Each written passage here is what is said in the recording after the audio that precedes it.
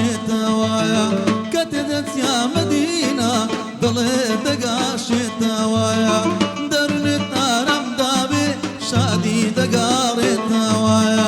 أو دلت نارم دابي خوشي دقارتوايا شرينا تنشرينا بيغمبر من شرينا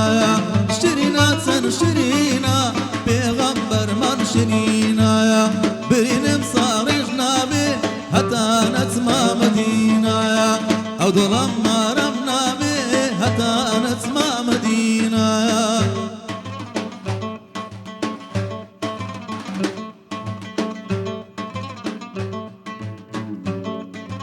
أي بيغمبري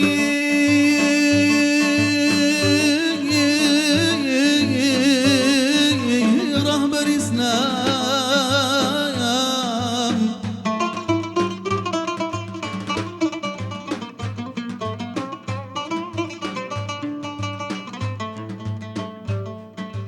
أي بيغمبري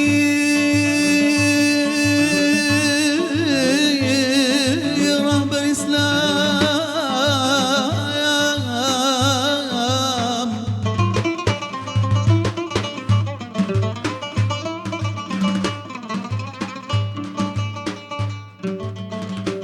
برجي صلاة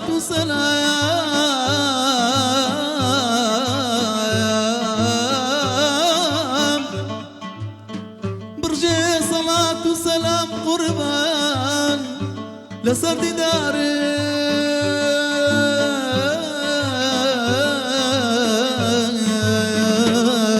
أي خير الأنام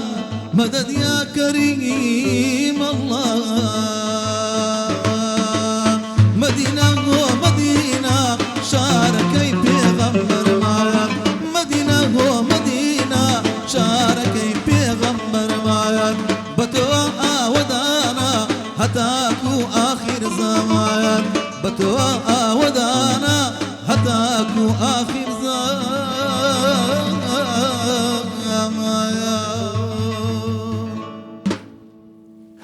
أي ما شاء الله وي ما شاء الله يا أخوة بخيري سلامت وي خودش ترازی بده بسیار شما خوش بدن است. گهر ببینه سلامت بخير ومع ان شاء الله مستقبل بيك بچینه مدینه و مکه ان شاء الله ان شاء الله امين اللهم امين ما ان شاء الله مستقبلان تو گله لازم عدس ان شاء الله بخير يا أخوة صحتك شلون مع مستقبلا الاخوي بزيد الحمد يا لله أخوة هرباش يا رب. بلا رمضان شلون بوي والله الاخوي بزيد زور باشين الحمد لله يا أخوة هرباش انقو باش ما مستار ما مستار يا أخوة هیف یا خوده هر باش تشتی بو بیوی لقروي باش بو فير باديني آخوده بو خودش ترازی بده هیف یا خوده ایش أو فير بو فير نبو تجي باش قبادنی بابا يلا أستي بيجم هست چی هستشتر تبيجم ما تو بیجی درست تبيجم هرتي تو برسف بكا چه برسه بود نازانم والله چه بیجی درسته بەڕێزان سڵاوتان لێبێت خۆشحاڵین کە ئەمڕۆژ لەگەڵ ئێوەی خۆشەویست دەبین لە پاشیوی 15 گەیشتینە ئەلوەدا او گله کا مازنه 15 او تو بیجی وید 15 بدن سر السلام عليكم ورحمة الله وبركاته باشی و ان شاء الله خیر و برکت و صحت بش باشی و 15 کردستان بسیار از و برای خو هف کارت مخود حسکت بیگ و دیدی سا خدمت و ابکین در وجی مهوان تایبت میتین ماشاءالله جماره که گنجان زانا و خدان علمت پاشتر و جنب تایبتی جی بو في دینی بو في ملتی ماشاءالله سلام علیکم هم خیراتن بەخێراتن یا ئەخوە اخوا بخیر من و هر ماشەڵڵا چقشتن اره والله ماشەڵڵا هەندێ خدای ان شاء الله و همی گنج و پارز همه همی في ملتی کۆمەڵێک بابەتمان دەبێت ئەمڕۆ جیاواز لە ڕۆژانی دیکە بەتایبەتی کەمێکی دیکە لەگەڵ زۆر بەڕێز دکتۆر علی قەرەداغی ئەمینداری گشتی یەکێتی زانایانی جیهانی مسلمان کە بەڕێزیان لە قەتەرەوە دەبێت ئێمە لێرە گفتوگۆی لەگەڵ دەکەین کۆمەڵێک پرسیار کە ئەو پرسیاران هەمووی دەستەبژێر کراون پرسیاری خەڵک ینی ئەمە چەند ڕۆژە خەریکین ئەو پرسیارانە هەمووی کۆ دەکەینەوە ینی تاڕادێژی زۆر دانیشتوین لەسەرەوەی کە هیچ بیانوێک نەمێنێت لەو پرسیارانەی کە لە ڕووی بازرگانی و مامەڵەکردنەوە دەکرێت ئێمە ئاراستەی دکتۆری بکەینەوە ئەویش ئینشاءالله قسمت بێت کەمێکی دیکە وەڵامی پرسیارەکان بداتەوە گفتوگویەکی تێر و تەسەری بابت گلگی هستی واره زۆر دین و دنیا ما گل جارا گریدای دینار آمایه و بریک آمایه هندی تو خوش حرامی پارێزی تایبەتیژی گرێدای کرین و فرۆتن و بەریکاتە و دیناراتە و خوها ئەنیاتە حەلالی توی پارەی پەیدا بکی ئەیاڵێ خو پێ مازنکی تو هەند یە دیریش ئاگرێ جەهەنەمێ و خودێ نەکەت هەرگاو و حرامك دینارێک و حرامژی کەتت ناف ماڵێتێ حەلالدا ڕەنگە هەمووی تێک گەلە دەدات. مازن سەرتە پڕاستت الڤێ دنیایێ والآخرەتێژی شڵا خودێ مە هەمیا پارێزت کەنگی ماڵێ مە حرام بێت كنجي حلالة فروتن كنجي حلالة وكنجي تشتت قالب حرامي وجنهي دا هر کسی که ریبای بخود کافرش دینی درکتیه طیبتش سروی دمی دا هندک کرین و فروتن درکتین سردم اونلاین پاره دیجیتالی و الکترونی فروتن و کرینا زیری و دولار و گهورینا دراوا کڕین و فرۆشتنی هەوایی هەموو ئەو بابەتانە کە لە بازاڕەکانی هەرێمی کوردستاندا ینی لە ناوچەکەدا هەمووی بەڵام ئێمە تایبەت لە هەرێمی کوردستان گفتوگۆی لەبارەوە دەکەین ینی بازرگانی جۆرەها جۆرا و جۆر هەیە هەموو ئەمانەمان کۆ کردوتەوە و دیکەینە پرسیارێک و ئاراستەی بەڕێز دکتۆر علی قەرداخی دەکەین خدا حسكت بروفيسور ديت قال مدى بس بابا فيري ام بابتي بحث بكين كودا هنجيت آگهدار بن اف بابتك گلکی گرنگه اگر امزان کسک طيبتيجي نوكي هاجنينا بيجني بلا بخصكنه کسک وکی پروفیسور جی یعنی طيبتيجي في بواري دار سر آستا جهان طيبتيجي جهان اسلام جهه که طيبت و باور فکریه هی هر کسک و هر زانه جی راستی نشد ملوانیت و آوا مازن داب که طيبتيجي گریدای آبور اسلامی طيبتيجي ها چاوه بله خود حس کت پروفیسور دیوان همی پرسیارا برسف بدت زۆر باشە ئێستا پێم وابێت دکتۆر لە دەوحەوە لەگەڵمان دەبێت لە قەتەر لە ڕێگەی سکایپەوە یا الله پێکەوە سڵاوی لێ بکەین سڵاوی خوات لێبێت دکتۆر خۆشحاڵین کە لەگەڵ جەنابەت ئێمە گفتوگۆ دەکەین وە کۆمەڵێک پرسیار کە پرسیاری خەڵکە پرسیاری ئەوانن کە تجارەت و بازرگانی دەکەن لە سەرەتای ڕەمەزانەوە وە پێشتریش کۆمەڵێک پرسیار هەبوون کە لە لامانیانی گەڵاڵە بوون لە لای زۆربەی خەڵکانی دیکەش ئەوانەی کە تجارەت و بازرگانی دەکەن بە پێویستمان زانی کە ئەو فرسەتە ڕێکەوت ئەو دەرفەتە ڕێکەوت لەگەڵ بەڕێزت گفتوگۆ بکەین ئەوە جێگەی خۆشحاڵیە کە بتوانین هەموو ئەم پرسیارانە ئاراستەی جەنابەت بکەین لە دەستپێکدا زۆر سپاست دەکەین بۆ ئەم دەرفەتە دکتۆر رمضان واجی پیروز و خدای قبیل کە دکتۆر سلام علیکم عليكم السلام هاتوه منیش زۆر پێ خۆشم ئەم شەو ئێوەی بەڕێزدا قاومانەکان لێ ئەبێت زۆربەی مەیکەوە ویستەکەوە وەڵامی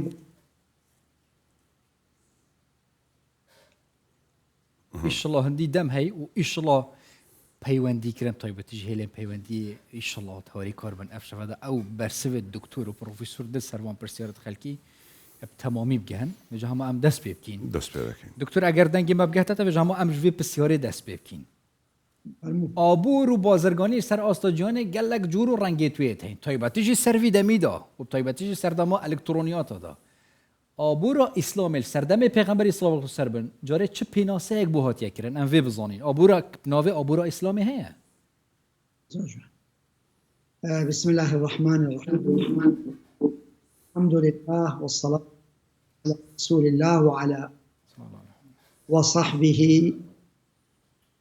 براني زور خشكاني زور صلاوي خوش لسد وأم شوا رمضان شتان لبي وداوام وايك روجوتان لقو ونيجو طاعت أروها لا إخذيك زيادة أجر بنسبة اقتصادي إسلامي يقومان بريد معيك لم بيئي تاس كأقريتها وقوبة في علم اقتصاد بودوشت لي كم علم اقتصاد دوهم أقريتها بو نظام سيستم أيديولوجية اقتصاد جقل ناحية سياساتي اقتصادي وسياساتي مالي ونقدي أمانة همو مبادئ أساسية حقيقة هموي درسته وموجودة لقرآني بيروزو لسنة بيغمر صلى الله عليه وسلم وهروها تطبيقات زماني براستكي عباسي كان شان تطبيقاتك جوانيان هي أتوانين أو تطبيقانا أو تطبيقاتان بشيت الجير سايي نظامي اقتصادي إسلامي وكو قانوني عرض طلب وهروها وكو شون إنتاج استهلاك تبادل توزيع إعادة توزيع ببورن كواب شكان بعربيش أو تريد بلام تقريبا معروفة أمانة همي موجودة كان هبوايا برحمان أكل بلام بيقومان أما بيوست بوقتي زورتر أكاد ويما موسوعيك علمي شوارده مجلد كل مجلدك دوريش حوصت لافرة لسر أمور أنا نستعنا كبي أوتري خواج زين باتويك لوزارة أوقاف قطري دائما وحقيبة الدكتور علي الاقتصادية جاء أو شوارده مجلد باسي أم سؤالي جناب بريزو خوشويس بيقومان شو دائما أتواني كوا شوارده مجلد باسكي جاء برسالة تري شبت كفعل وكو جنابتان باستانكر وكو مثلا يعني بازاري الكتروني وهروها بيتكوين او جمع او ثاني كهي لشتي تازه لسرسر ولس ويهربش خدش ترازي زور سپاس خدا لێت ڕازی بێ دکتۆر ئێمە من و ژڤان هاوکارم هەردووکمان مۆبایلەکەمان لە دەستا هەموو ئەو پرسیارانەی کە پرسیاری خەڵکن بە تێر و تەسەلی لەبەردەستمان بەر لەوەی بچینە سەر تەواوی پرسیارەکانی خەڵک دەمەوێت پرسیارێکی دیکەشت لێ بکەم جیاوازی سیستەمی ئابووری ئیسلامی لەگەڵ سیستەمەکانی دیکەی ئابووری چییە؟ ئەمە وەڵام درایەوە دەچینە سەر پرسیارەکانی خەڵک. سیستەمی ئابووری ئیسلامی بەڕاستی پێک هاتووە لەسەر چەند ئەساسێکی مهم یەکێک لەو ئەساسان مەسئلەی مولکیەتە یعنی خۆتە هەمومان ئەزانێن نظامی ڕەئسمالیەت تەقدیسی ملکیەتی فەردی ئەکات خاصەتەن ڕەئسمالی حوڕ لە ڕەئسمالی حوڕیە هیچ نەبوو لەسەر ملکیەت دوای پاشەوە مزاهراتێکی زۆر هەبوو لە بەرامبەر ینی لەناو مال و کرێکار و ئەمانە کە زانیان زوڵمێکی زۆران لێکراوە گۆڕان نظامی ڕەئسمالی مطلقەوە بۆ ڕەئسمالی مولکیەت لە بدایەتی قەرنی تقریبا ئەتوانین بڵێن قەرنی 20 لە ئەواخری قەرنی 19 ڕەئسمالیەت گۆڕانکارێکی باشی بەسەرا هات دوای ئەوەی کە وەکو پێوەسێ کەسادی گەورە کە تووشی ئەمریکا بوو 1929 ئەو کەسش پێویست کرا وەکو کینز کە مەجموعەیەکی گەورەی اقتصادی دروست کرد بۆ عیلاجی ئەو کەسادەیە تقریبا ئەتوانم بڵێم دەوری دەمەبدەئی گەورە چووە ناو اقتصادی ڕەئسمالیەوە ئەو دەمەبدەیە ئەویش تقریبا ئەتوانین بڵێن زۆر لە شتی جاران کە هەبوو ئەو إطلاقي كهيبو تقريبا كم كرايوه إن جاء استكيج 2008 كأزميكي ترويدا العالم دا وتا استش آثاري هي حقيقة أو لزمان أوباما بيقومان تقريبا مجموعية كل مبادئ كأساسا أو مبادئ أنا برأيكي مبادئ إسلامي واشتراكي أوباما توانيك كإقناعتي يعني بنكي مركزي ويعني مجموعي بلين بنوكي كدوري هي ورولي هي لوي مثلا وكو شون اقتصادي اجتماعي وكو شون مسألة حوكمة وكو زور وكو مسألة شفافية وكو مسألة كوا مسؤولي اجتماعي أمشتان خرايا ناو نظامي رأسمالي بري نظامي رأسمالي حر أو نظامي اشتراكي شيوعي بيدابو كدجي أو هالصا كأم ملكيته بمشكل بد أو أبو إلغاء ملكيته يعني كدواب تواوي لنظامي اشتراكي شيوعي نك اشتراكي بقشتي نظامي إسلامي لم مامنواندية لم بين دا نا حقيقة ملكية على أساس حر وآزاد بهمو شكلك هو نك أو شكوا مقيد بيتو إلغاء كرابيتوا ملكية محترم وبارزها والآيني برزي إسلام بهم النصوص الشرعي بيويست بارزري ودروسني بهيش شكل اعتدائي لسر بكري بلام شان قيود كان خصوصا السري قيود يعني خصوصا السري وكو نشاطي اقتصادي قيود كراوة السر مسألة تملك قيود كراوة السر مسألة إنتاج قيود كراوة السر مسألة استهلاك مثلا قيود كراوة السر مسألة توزيع كأو شوار عنصر أساسية كالتوزيع هي هروها لا إعادة توزيع كزرائب وكو إما بيرن الزكاة وأمانة شنقيودك زور كوتوت السلام بو أويكوا تحقيق جانبي اجتماعي كبكات بو أويكوا يعني وكو نظامي طبقي براستي بشكل عادلانه ام نظامي لابد بو أويكوا خلق نك لبليك زور برزابيتو خلقي تريش فقيره هم مطحون بيت لبليك وندي اما بكورتي اتوانين بلين جوازك يكملوش تانش طبعا مصدريه ومرجعيه نظامي اقتصادي اسلامي اقريته وابو يعني قراني بيروز وسني بيغمر وداي اجتهادات علماء عفوا جقل لشان خصائصك تريشي هي كبريتيه لميكوا يعني اقتصادك يعني عدالته وتوازن دكتور جان واضح اويش مجلدي زوري لسر رنگا اويش وكو اوي بيشتر بيت سارده مجلد ما شاء الله زورن رنگا اوش زوري لخوي بگري بابتي نسر مسالي حلال وحرامي پارەی خەڵک بە تایبەت لەم سەردەما کە جوورەها جووری بازرگانی نوێ پەیدا بووە بە تایبەت ئەمن باسی ئەو ماوەی ئاخیری بکەم چەند مانگێک بە خوشت ئاگاداری نرخی دولار بەرامبەر دیناری عێراقی ماوەیە کە لە گۆڕانکاریدایە جۆرێک لە بازرگانیکردن بە تایبەت بە دولار دروست بووە خەڵکانێکان لە فڕوکخانەکان پارە دەگۆڕن بە دولار لە بازارەکان دوایی دەچن بوو گەشتکردن لە وڵاتێکی تر ئەم پارەیە لە ڕێی کارتێکەوە دەردێنن لەو وڵاتە بە گرانتر دەیفرۆشن ئەم دولارە دیسان بە ڕێگەی کارت ڕەنگە ئێوەش ئاگادار بن مەسەلەن کارتەکان لە کوردستان پڕ دەکرێنەوە بە پارەی عێراقی بۆ نمونە لە تورکیایان وڵاتی ئیمارات و هەر وڵاتێکی تر ئەو دولار دەردەهینرێ دەفرۆشرێ لە وڵاتە دیسان پڕ دەکرێتەوە بە دینار عێراقی لێرە دەردەهینرێ پارەیەکی زیاتر دەچێتە ئەو لەسەر ئەو پارە هەمان کارت ئەم زیادە بە تایبەت ئەگەر کەسێک نەکبوو مەبەستی گەشتکردن بەس لە ئەوەی قازانز لەو پارەیە بکە ئایا حەلالە یان حرامە زۆر جوان لە سیستەمی يعني ئابووری ئیسلامیە چەند شتێکی زۆر زۆر مهم هەیە یەکێک لەو سیستەمانە ئەوەیە کە مەسەلەی پارە وەکو بڵێن دۆلار یان دینار ئەمە ئەچێتە ژێر سایەی دەولەتەوە يعني جالبر أو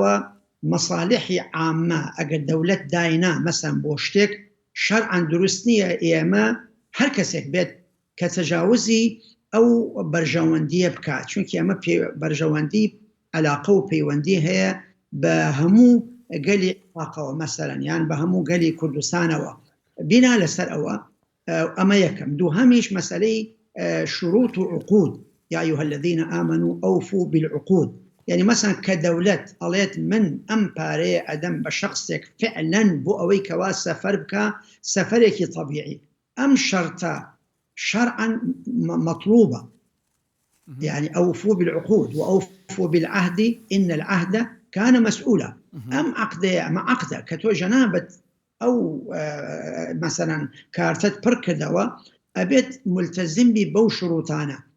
لو شروطانا درشو أبيت حرام چونکی من وقتك يعني الدولة من مجال أدم $500 يعني $1000 ورقريت بو مرجيتو خود بيوستها بيت نيكي بمسائل قانزاجي تابكي أما الجالبر أو أساسا لإسلام حقيقة تجارة كردن لسر عملة زور يعني مقيدة يعني إسلام زور شروط وضوابط دانا وحتى أجر سادة تربلين بۆ نمونە کەسێک پێویستی تەنها بە $1000 ببرێتە دەرەوەی وڵات زیاتر لەوە ئەگەر کارتەکانی پڕکاتەوە لەوێ دولار یان دیناری عێراقی بگۆڕێ حرام دەبی ئەگەر زیاتر لە پێویستی خۆی بێ یان ئەگەر یان هەر ئەساساً مەقسوودی ئەوە بێت سەفەرەکەی بۆ ئەوە بێت يعني حتى بلا إمامي شافعي وأبو أي بزانين الله السفر أو كاتا قصشي بو دروسني وجمعشي دروسني تشكينيتكي خلافة نيتكي مخالفة شريعته شكيوكو عرضم كدن مخالفة أو بنودانا ضرورية أجر بديتي أو بروات همو باركي حرامة أجر سفري كردو كو جنابة فرمو بيوستي $1000 بو بلام أو بشي 1500 باقي كتر إشي صرف كان أو زيادة حرام بيقومان باشا دکتۆر بابەتێکی دیکە ئەوەی ئێستا زۆر جاری وایە دەبیندرێت کە ڕێکەوتن دەکرێت لە نێوان پزیشک و کاکی پارێز و خۆشەویستنی کەلیمەی تر ماوە بۆ مەسەلەیە فەرموو پێغەمبەر صلی الله عليه وسلم قاعدەیەکی زۆر گەورەی جوانی داناوە بۆ ئێمە حەدیثێکی صحیح فەرمێ لا ضرر ولا ضرار. دروست نییە ئێمە زەرەر بگەێنین بە خۆمان و زەرەریش بکەین بگەێنین بە هیچ شخصێکی تر، دەولەت بێت، شخص بێت، و دروستش نییە مقابلەی زەرەر بکەین بە زەرەر. ئەو حەدیثەیە ئەمە زەبتە بۆ ئەم مەسەلەیە. فەرموو قوربان. بەڵێ مەسلەی ڕێککەوتنی نێوان پزیشک و دەرماخانەکان ئەمەش بابەتێکی دیکەیە، ینی زۆر جار دەکرێتە پرسیارەوە ڕۆژنامەنووسان و میدیاکان، ینی ئەمەش لێرەوە لە کوردستان 24 چەندین جار ئێمە کارمان لەسەر کردووە. دەمەوێت ئەوە بزانم ڕێککەوتنی نێوان پزیشک لەگەڵ دەرماخانەکان، کەسێک دەچێتە لای پزیشک و دکتۆرەکە نەخۆشەکە دەنێرێت بۆ فلان دەرمانخانە، یاخود ڕاچێتەکەی شێوازەکە تەنیا ئەم دەرمانخانەیە دەتوانێت بیخوێنێتەوە. جۆرەها شتی دیکە لەم بابەتە لێرەدا مەسەلەکە ئەوەیە پەیوەندی بازرگانی یاخود ڕێککەوتنی نێوان پزیشک لەگەڵ فلانە دەرماخانە ئەمە حەلاڵە یاخود حرامە؟ ینی بۆ ئاگاداری بەڕێستان و هەروەها بینەران، ئێمە فتوایەک تقریبان لە 23 پرسیار بوو پزیشکەکان کردویان، ئێمە وەڵامماندانەوە. حەزەکەم جەنابیشتان ئەوە بڵاوکەنەوە بە کورتی ئەوەیە کە دوو شتەیە زۆر مهمە. ئەگەر کەسێک پەیوەندی ببەستێت لەسەر ئەساسی ئەوەی کە دەرمانەکە خوانەخواسە غەشی تایە، یان دەرمانەکە تقریبا تەواو بووە، ینی وەکو بڵێن مدە و فترەکەی تەواو بووە، ئەگەر ئەوەی کردو لەگەڵ ئەمەشا پارەی وەرگرت لەسەر ئەمە وەکو لە فتواکە دوو گوناحی هەیە. گوناحێکیان من غەش کە پێغەمبەر فەرمێ صلی الله عليه وسلم ومن غش فليس منا، ئەوەی غەش بکات لەم ئومەتە نییە، چونکە ئەم ئومەتەیە ئومەتێکی خاوەندین و ئەخلاق و ڕەوشتی جوانە. ئەوەی غەش بکات دوورەکەوێتەوە لەم ئومەتەی ئیسلامی حەقیقەتەن. معنای وانەیە کافرە، معنای وایە دوورە لە حەقیقەتی ئەم دینەیە. ئەمە دووهەمیش کەوەکو ڕیشوەتی وەرگرتووە، پارەی وەرگرتووە. هەر شتێک لەم شوێنە کە تەسویق و تەرویج بێت بۆ شتێکی زەرەرمەند بۆ خەڵک، دوو گوناهی تایە. یەکەم گوناهی ئەو غەش و زەرەرەکە، دووهەمیش گوناهی ڕیشوەتەکە کە پێغەمبەر صلی الله عليه وسلم هەروەها لعنەتی کردووە، فەرمێ لعن الله الراشي والمرتشي. حتى لە قورئانی پیرۆزی شا فەرمێ يعني ولا تأكلوا أموالكم بينكم بالباطل وتدلوا بها إلى الحكام لتأكلوا فريقا من أموال الناس بالباطل. يعني هر شتێک کە ئینسان بەبێ جهدێکی حەقیقی، بەبێ کۆشەشێکی حەقیقی وتەجاوزی کرد لە حەدی خۆی، ئەوە بێگومان ئەچێتە بارەی ڕیشوەتەوە. ڕیشوەتیش بەڕاستی جەریمەیەکی زۆر گەورەیە لە ئیسلام و لە اقتصادی ئیسلامیە، و من داوا ئەکەم کە گەلی کورد زۆر دوور بێت لە ڕیشوەت و بەتایبەتی لە شتێک کە پەیوەندی بە سیحەتی ئینسانەوە بێت. ئێمە چەند ناڕەحەت بین، ئێمە کە لە دەرەوە ئەژین کە چەند ناڕەحەت بین کە چەند کەسێک ئەزیەتی بوو یان چاوی کوێر بوو یان تووشی نەخۆشی بوو بەهۆی دەرمانی خراپەوە. ئەوانە هەموو تەحملی ئەوە ئەکەن. جاری وهەیە بەعزە جارێکی وا ئەگاتە سەر ئەوەش کە نەکرد دییان لەسەر بێ، ئەگاتە سەر ئەوەی کە حکوومەت ئەتوانێ یعنی قیساسیشان لێ بسێنێ و سزای زۆر توندیشان لەسەر دابنێ. بەڵێ دکتۆر، دیسان لەسەر ئەم پرسە دەمەوێت زیاتر تەرکیز بکەم، ینی ڕێککەوتنی نێوان پزیشک و دەرماخانەکان چۆن ناو دەبێ، حەلاڵە یاخود حرامە؟ ئاسایی یاخود ئاسایی نییە؟ ئەوکو عەرزم کرد تقریبا زیاتر لە 10 حاڵەتی هەیە، بەڵام بە کورتی ئەگەر مەسەن پزیشکەکان اتفاقیان کرد لەگەڵ دەرمانخانەکانە، دەرمانخانەکان وەکو عەرزم کرد دوو شت هەیە کە اتفاقیان کرد ئەگەر لەسەر حاڵەتێکی طەبیعی بێت بە تاقی تەنها و دەرمانەکانیش زۆر باش بێت و پارەکەشی هیچ زیادی نەکرد بێت چاولێتی لەگەڵ ئەمەشە، بەڵام جەنابی دکتۆر شتێکی وەرگرتووە بە مقابلی ئەوە هەر بەس گوناحەکەی گوناحی ڕیشوەتە، سزای ڕیشوەتەکەش لعنەتی خوایە لەسەری بزانن. ئەمما ئەگەر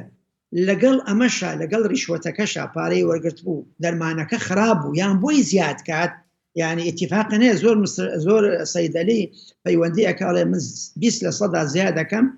تۆ ئیژباریکە لەو 20% دەی بۆ تۆ دەی بۆ من. ئەمە دوو گوناهی تایە، هەم لعنەتی خوای لەسەر ئەبێت چونکی غشی کردووە،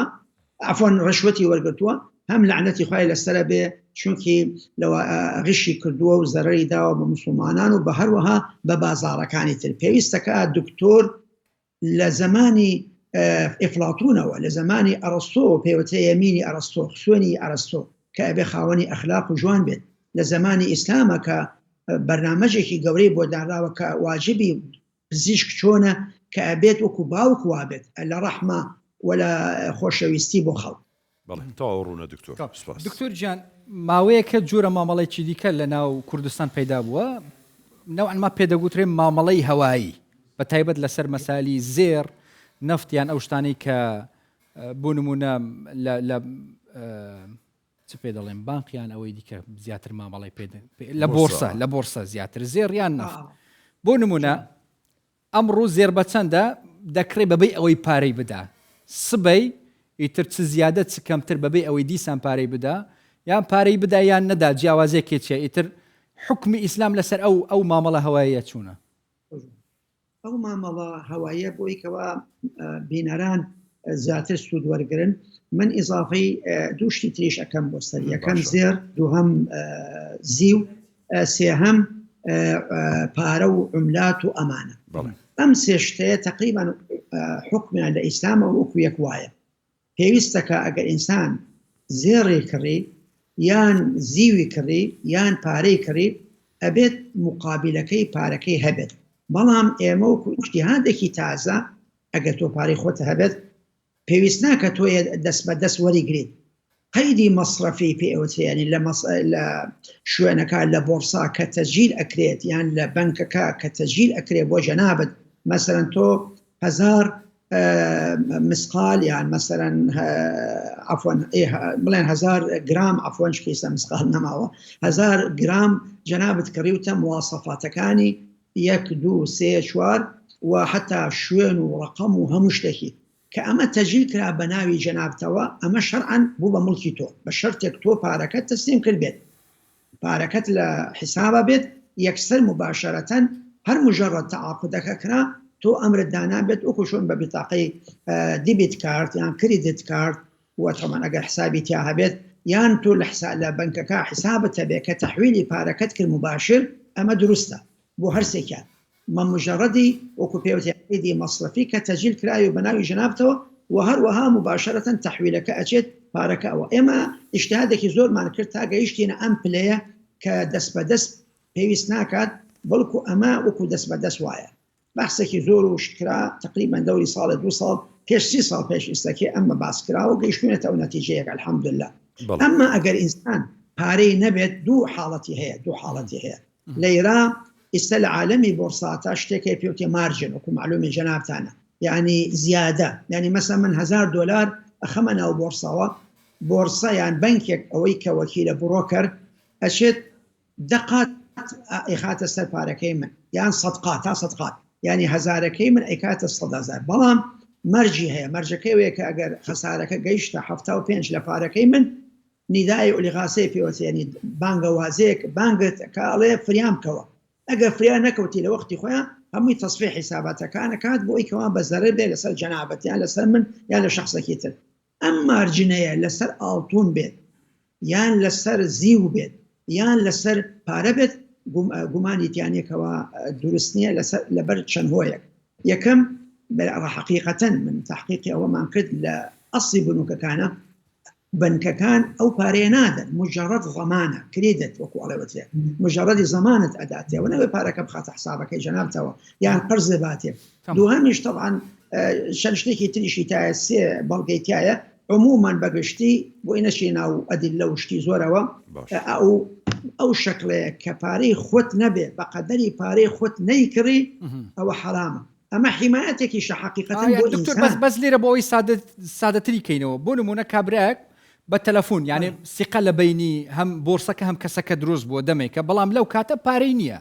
دەڵێ مەسەلەن چ زێڕەنگەر بیان بازرگان بێ هەر کەسێک بیت چ بۆ زێڕ یان زیویان پارە و درا ئەمڕۆ تەلەفۆنی بوو دەکا دەڵێ مەسەلەن 100 غرام زیاتر چوزانم هەر 1000 گرام زێر بە سعری ئەمڕۆ بۆم بکڕێتەوە بۆم دانێ بەڵام پارەکەی نەبێ سبەی بچی چ کەم بێ یان زیاد بێ بە سعری سبەی بفرۆشرێتەوە قازانج بکە یان ئەوە تا خسارت بیان پارەی بدا یان پارە قازانجەکەی وەرگری بێ ئەوەی پێشتر پارەی بدابی ئەم پرۆسەیە حەڵاڵە یان حەرامە جا لەبەرێک کەوا شتەکە واقعی بێت شتی من ئەگام لێتی چۆن واقعیە بۆی کە هەر باش سەکەی جەنابەت کانە دوو بەشی هەیە بالمناسبە لە بۆرساتە مجرڕدی تەلەفۆن کاری نییە ئەبێت تۆ لە پێشە حساب بکەیتەوە ملاحەزەت فەرموو دوایی پاشەوە بۆرسە حسابەکەت بۆ تەرتیبەکە بینا لەسەر حسابەکە تەعاملەکەی بە تەلەفۆن بێت بە هەر وسیلەیەکی تر بێت بەنسبەت بۆرسەوە بێگومان ئەوان بەیع و شیرایە و ئیلزامە جا لەبەرەوە بەم شەکڵەی کە جەنابەت ئەیفەرمی دروست نییە بەڵام بۆ ئەوی کەوا ئێمە وەکو فتوایە کە تەیسیرمان کردووە لەسەر یعنی زێڕەنگەرەکان ئەتوانن حەلێکی هەیە چۆن ئەگەر مەسەن جەنابی برادێک زەرەنگەرە بڵێن لە سلێمانی لە هەولێر لە هەر شوێنێکی تر برادێکی هەیە کە ئاڵتون ئەفرێشە لە دووبەی ئەڵێ کاکە زەحمەت نەبێ 1000 يعني مثقال 1000 عفوا كيلو 2 كيلو ئاڵتونم بۆ تەرتیب بکە ئەتوانێت ئەم برادەرەی کە ئەیکڕێت نەیکرێت بەڵکو لە ڕێگەی قەرزەوە بڵێ زەحمەت نەبێت تۆ 1000 گرام بە قەرز بدە بە من نفسی تەرتیبەکەیە بە سیغەی عەقدەکە کڕین و فرۆشتن نییە کابرا بەسەر شاڵ طبعا ئاساری هەیە بەعض ئاسارێکی عملی هەیە بەس ئەتوانی عیلاجی شکل عموما خاوەنی زێڕەکە لە دووبەی یان لە شوێنێکی تریش بێت ئەڵێ بەسەر چاوان من 1000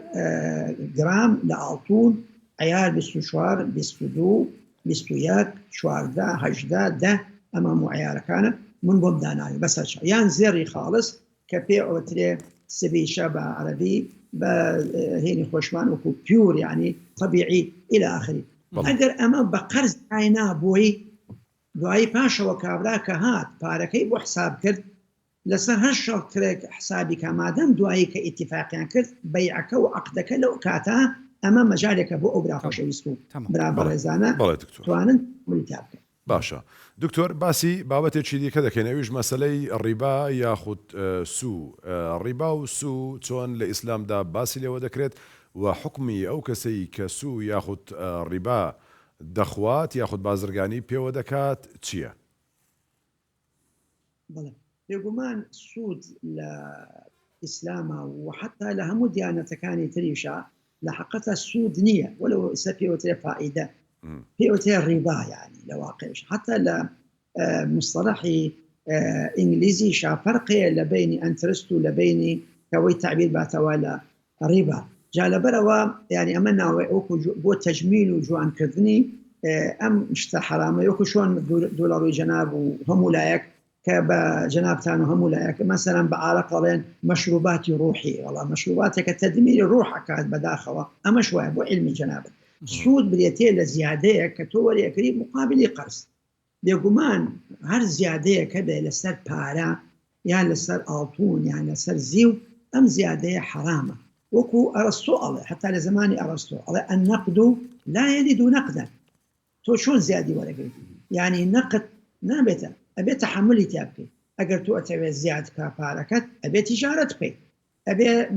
مشارەکە بکەیت ئەبێ مضاربەی شەرعی بکەیت مەسەرەن ئەمانەیە جا لەبەرەوە ئیسلام لەما بەڕاستەکەی موقفێکی زۆر زۆر واضحی هەیە هەموو دیانەتەکانی تریش و حتا یەهودیەت حتا نەسرانیەت حتا فەلاسفەی ڕۆمان فەلاسفەی ئیغریق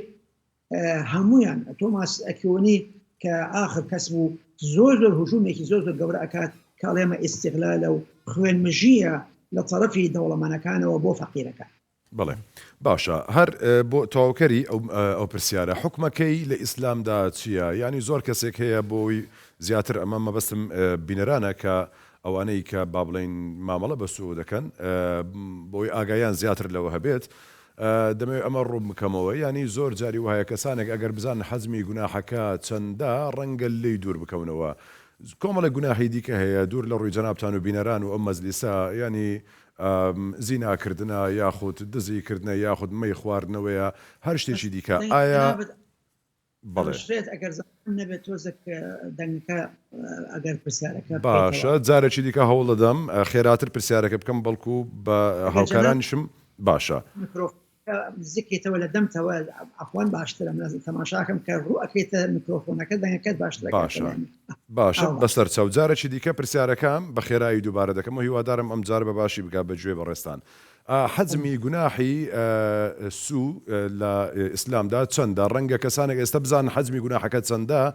دوور بکەونەوە لێی دەمەوێت باسی بکەی مقابل بە بەرامبەر یان بەرامبەر بە گوناحەکانی دیکە دوور لە ڕووی جەنابتان بۆ نمونە مەی خواردنەوە یاخود زیناکردنیان هەر بابەتێکی دیکەیە گوناح سوو لە بەرامبەر ئەوانەدا چەندە؟ حکومەکەی لە ئیسلامدا چییە؟ لە ئیسلامدا بەڕاستی سوود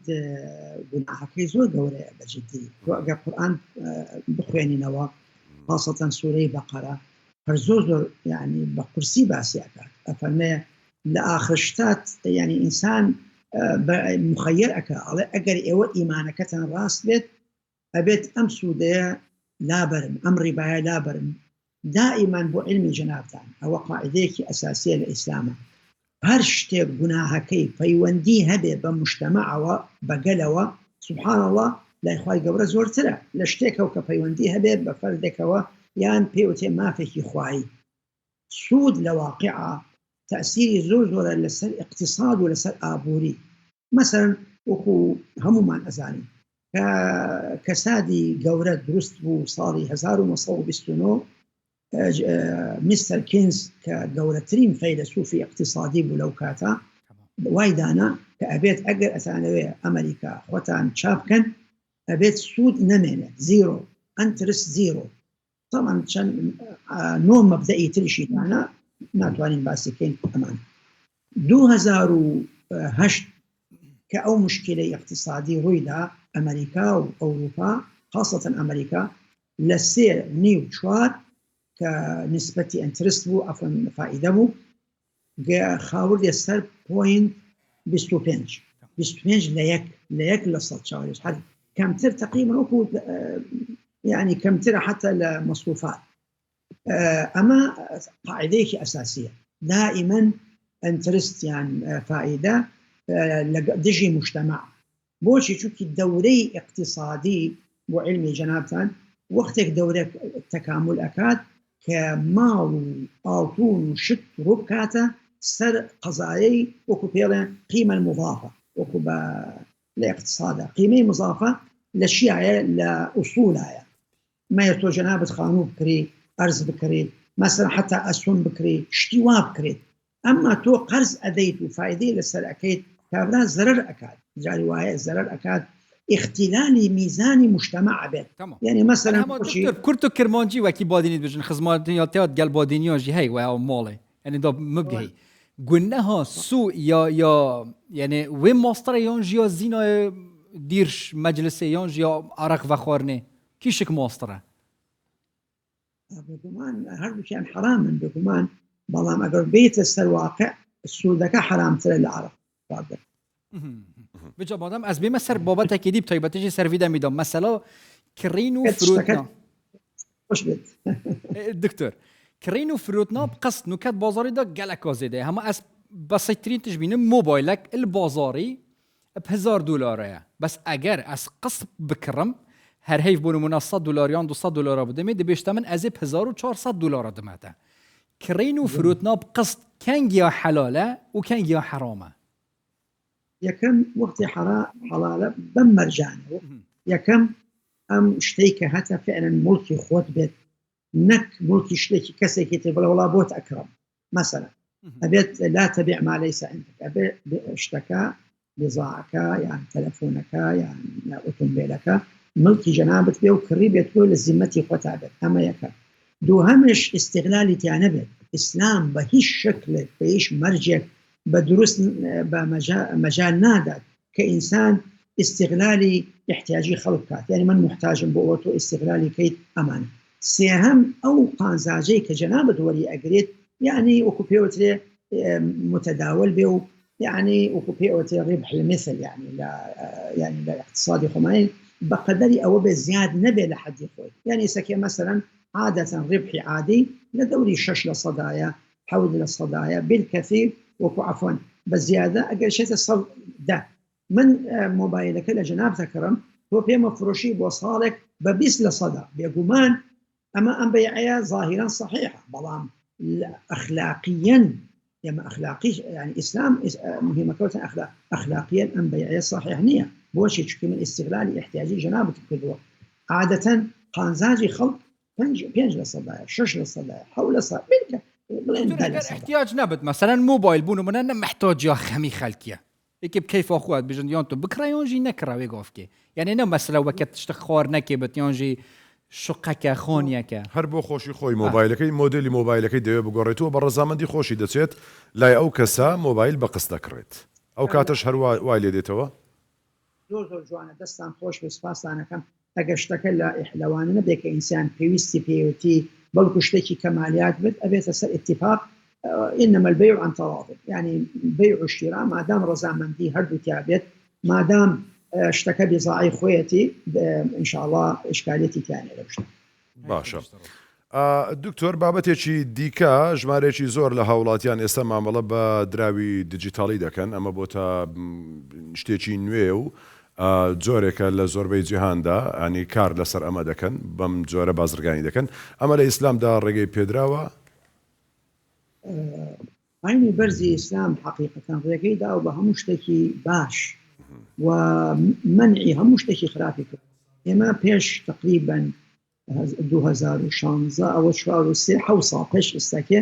کە ئەم شتە پێیان بوو کە بە تایبەتی کە بتکۆین و دوایی لە کوردستانە بەداخەوەوان کۆین پیا بوو ئێمە فتوایەکمان دەرکرد وتمان حقیقەتەن ئێمە تەرحیب ئەکەین بە هەموو شتێکی تازە بە تایبەتی کە پێ ئەوترێ بلوکچین و هەروەها ذەکای الاصطناعی ما وەکو ئەم شتە تازانەی کەیسە حتا مێتافێرس من کتابم لەسەر نووسیوە کە هیچ مشکلەیەکمان نییە کە تعاملی لەگەڵا بکەین بەڵام بە تایبەتی کە تۆ بیکەی بە عوملە ئەمە شروعی خۆی هەیە مەرجی خۆی هەیە ئەبێت نەبێتە هۆی ئەوەی کە خەڵک زەرەری کات ئێمە ئێستاکێ تەسەور جەنابتانەکەن ئەم بتکۆین بە تاقی تەنها ئەوە دیراساتی دوو شەریکەی گەورە یەکێ لەو شەریکە گەورانە کە 7 ملیار بوو ئیفلاسی کرد حجمی خسائری خلق لبتكوين بتاقي تنها أما وي لشانزة تا إستكي 850 مليار دولار خلق زرري كده كردستاني خوش من بداخة ولا أو نتبتيش كزول كستياتي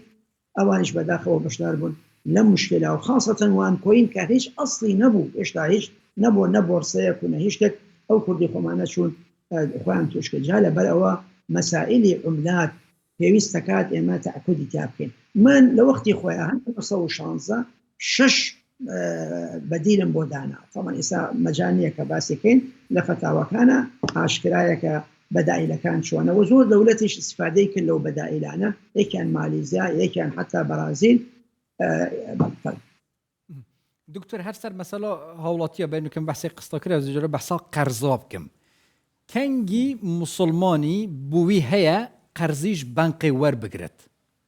شو وقتك حلالة شو وقتك حرام بت طبعا ما أوكو معلومي جنابتنا استكي حتى لكل لسان إن شاء الله وأذانم لزورش خاصة لولاتي عربية كانوا مسلمان كان دو نوع بنك دو جور هي جوركي إسلامية والتزامي حقيقي هي نكر مجرد قصية أما بقمان درست تعاملي لقلابكين بهمو شكله ودرستشا أو قانزاج وشتاني كهيت يمليان وردين أما بفي إسلام واقتصاد إسلامي أو بنوكاني كوا تعاملك بفائدة وبانترست بيقومان بنظر الإسلام أو درستنيا بلام مجال هي أجر مثلا أجر بنكي إسلامي نبو يعني بنكي إسلامي ليتواني تواني تعاملك بحسابي جاري كفائدين أتواني تحدك اعتماداتي مستندي يعني هروها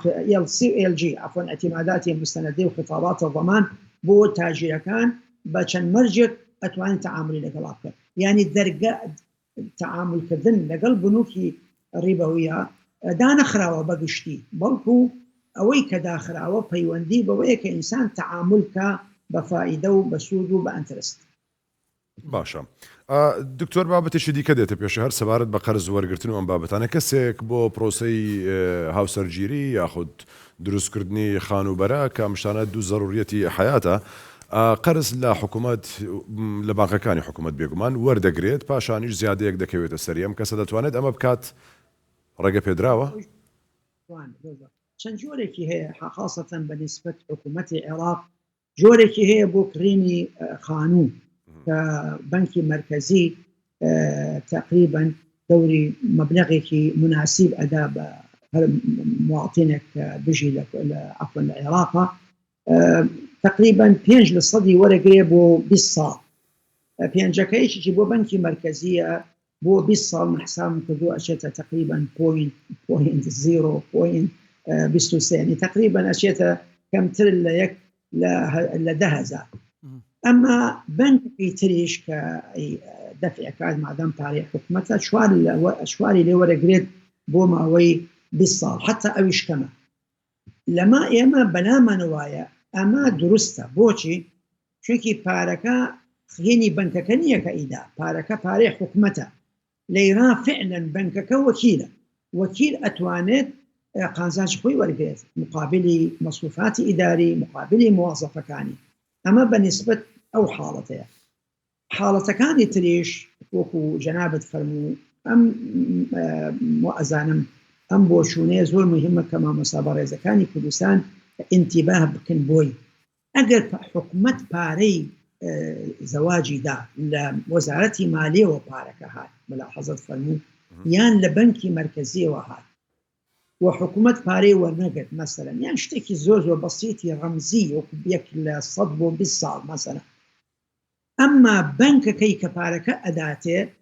دوي ورقد سي ورقد أما درسته بوشي شونكي أو بنكي أينا بجنابت أو خاوني قرزنية دائما ربا لبيني الشخص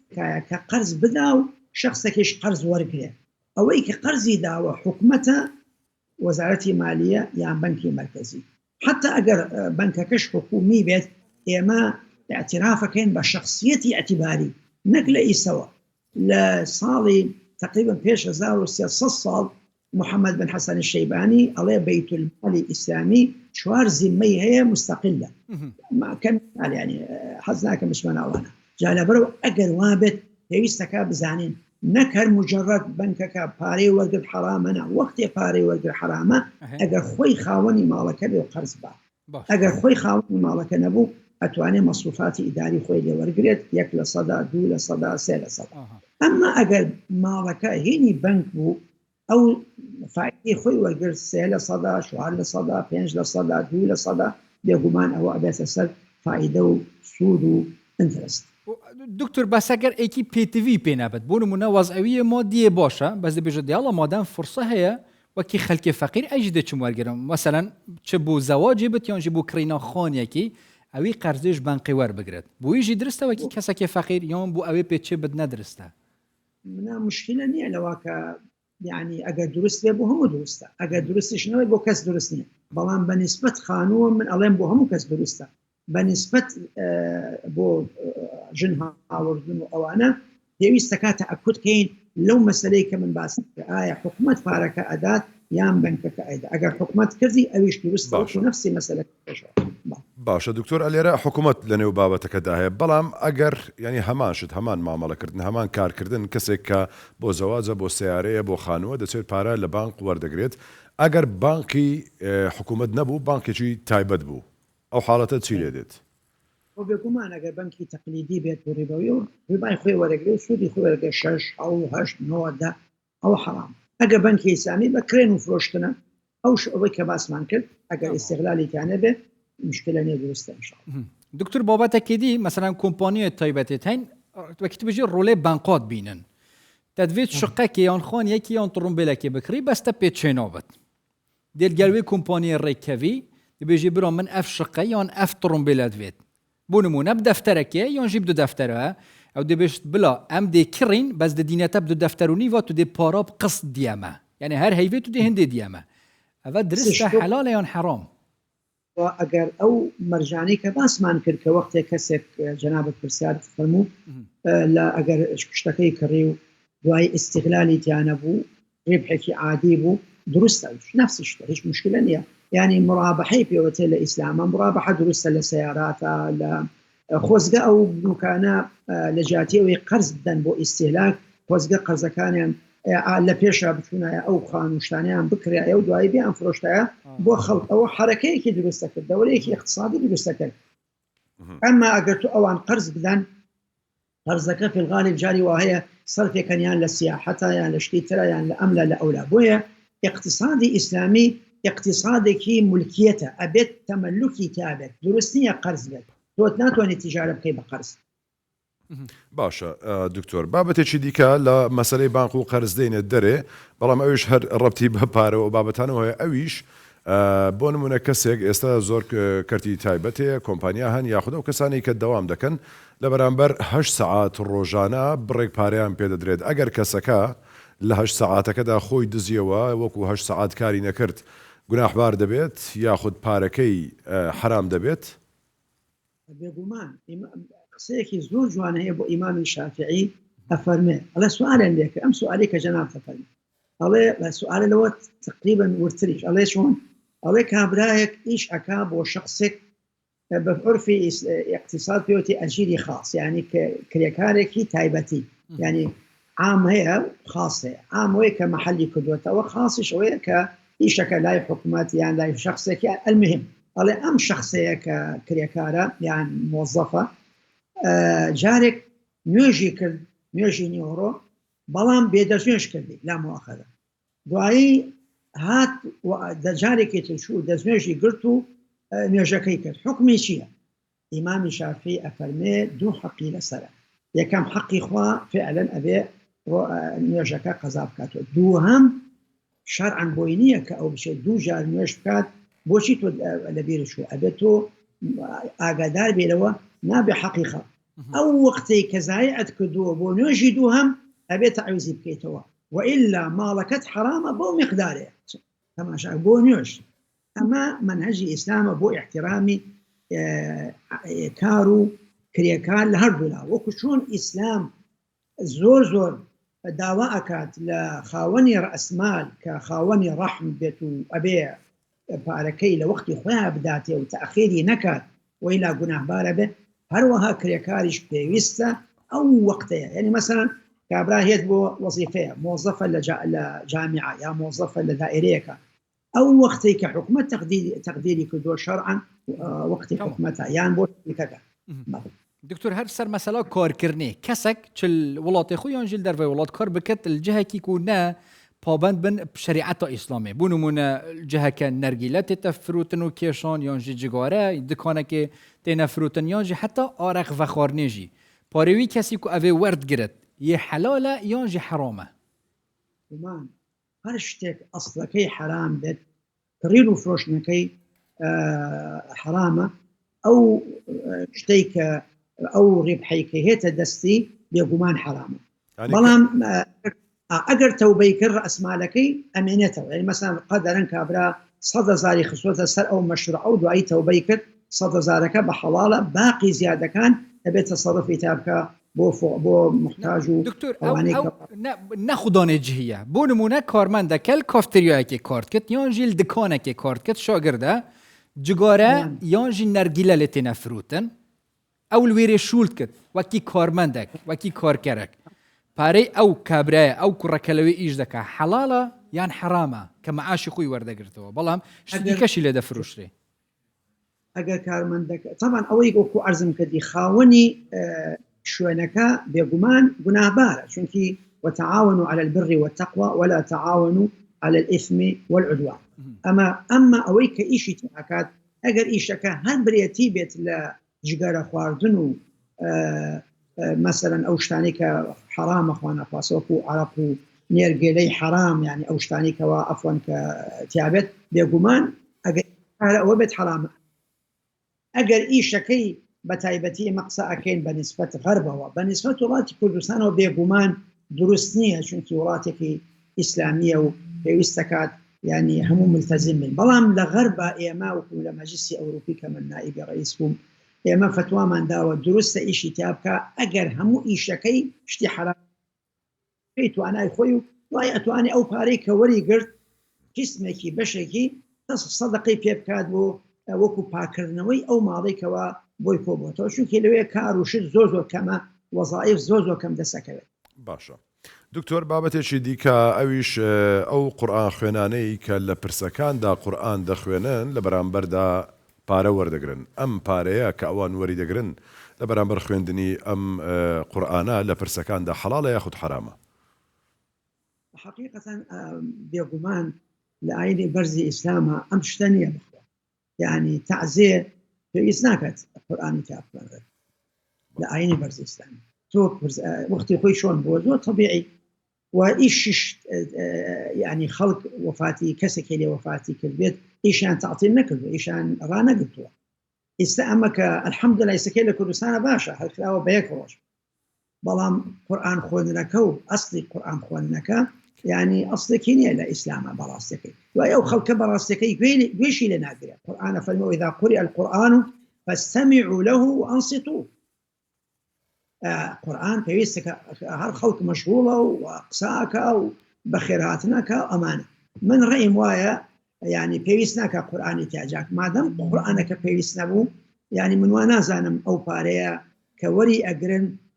زۆر حەڵاڵ بێت. با ناڵێم حرامە بەڵام بڕوا ناکەم زۆر حەڵاڵ بێت، چونکە ئەسڵێکی نییە، ئەسڵێکی نییە. بەڵێ دکتۆر تەبعاان پرسیاری زۆر مابوون بەڵام کاتەکە ئەو فرسەتە نەبوو بەداخەوە، بەڵام ئەوەی جێی خۆشبەختیە ئێمە لە دەڕۆژی کۆتایی مانجی ڕەمەزانی پیرۆز خۆشحاڵ دەبین جارێکی دیکە درێژە بە بەم بابەتە بدەین و لە نێویشیدا زیاتر گفتوگۆ لەبارەی زەکات و بەخشین بکەین لە ڕوانگەی ئاینی پیرۆزی ئیسلامەوە گفتوگۆیەکی تێر و تەسەر لەسەر ئەم باسە بکەین. هیوادارم ئەم شەرفمەند بین بەم دەرفەتە بۆ چەند ڕۆژی داهاتوو لە ڕۆژەکانی کۆتایی مانجی ڕەمەزان جارێکی دیکە بە خزمەت جەنابەت بگەینەوە. خودش تەڕۆزی بە دکتۆرم گەلە مەمنونێت توینە. زۆر سپاس بۆ جەنابەت دکتۆر عەلی قەرەداغی ئەمینداری گشتی یەکێتی زانایانی جیهانی موسڵمان. زۆر سانەکەی شەوێکی خشات. خودش تەڕۆزی بێت. زۆر بژی دکتۆر. گەلک مەمنون و شەوا خۆشتر و پاشیواژی خێر و بەرەکەت و سەحەت بە دکتۆر خدای قەبیل کرد. بسیار دوزانی گەلکن ئەگەر مەسەلەن بینەرا گازندەژی هەبن و ڕابستۆن سەروێت یعنی مەسەلەن پرسیار کاتێکی زۆرە. محەممەد ئەوە چەندە قسە لەگەڵ جەنابی دکتۆر دەکەین؟ 45 خولەکە ئەمە قسە لەگەڵ ئەنی دکتۆریشمان ماندوو کرد گفتوگویەکی گەرم بوو کۆمەڵێک پرسیار وەڵام درانەوە لە ڕۆژەکانی کۆتایی مانجی پیرۆزی ڕەمەزانیش جارێکی دیکە لەگەڵ دکتۆر قسە دەکەینەوە یەک دنیا پرسیاری دیکە هەیە تا ئەو کاتش پرسیارەکانتان بنێرن بۆ کوردستان 24 سوشیال میدیای کوردستان 24 جگەلەوەش کۆمەڵێک پرسیارەشی دیکەش هەن ئاراستەی دکتۆری دەکەین. خودی خێرا دکتۆری بنوێست وێژە ئەم وێژۆرە بینە وێ جەماعەتێژی هەی خودی خێرەوە بنوێست سرودێکە تایبەت و دەنگی ئینشەڵڵا خودی خۆش بەڕاست دیکەرام کەم.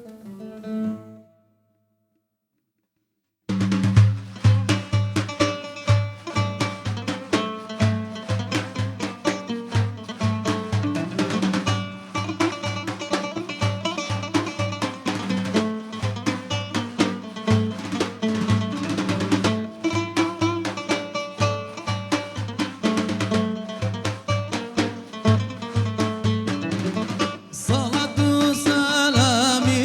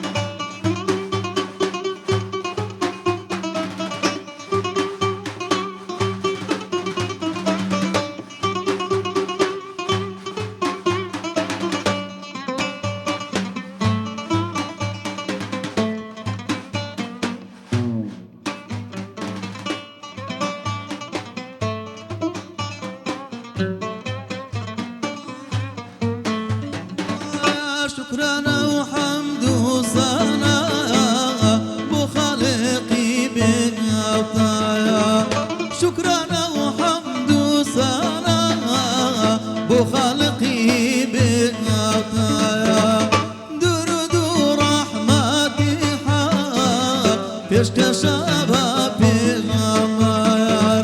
درود و ڕەحمەتی حەیات پێشکەشە بە پێغەمبەر سەڵات و سەلامی حەیات لەسەر ڕوحی پێغەمبەر سەڵات و سەلامی حەیات لەسەر ڕوحی پێغەمبەر محەممەد المصطفى شفيع روجي معشر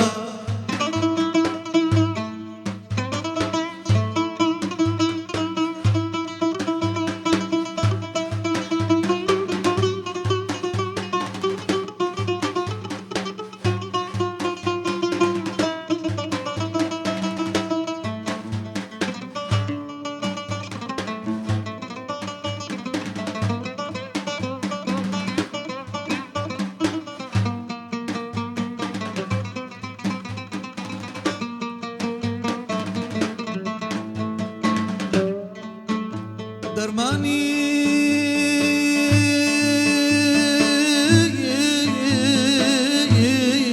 يا مدد يا رسول الله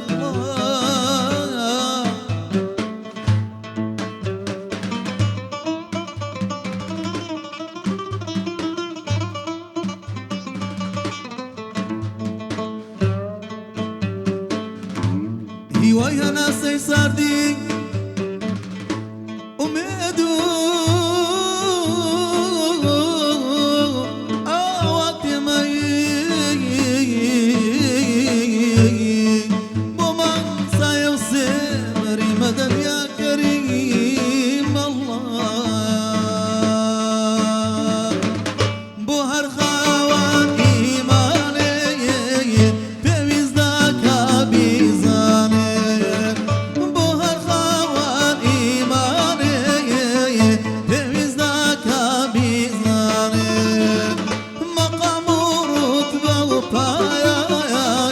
شخصياتي بغمار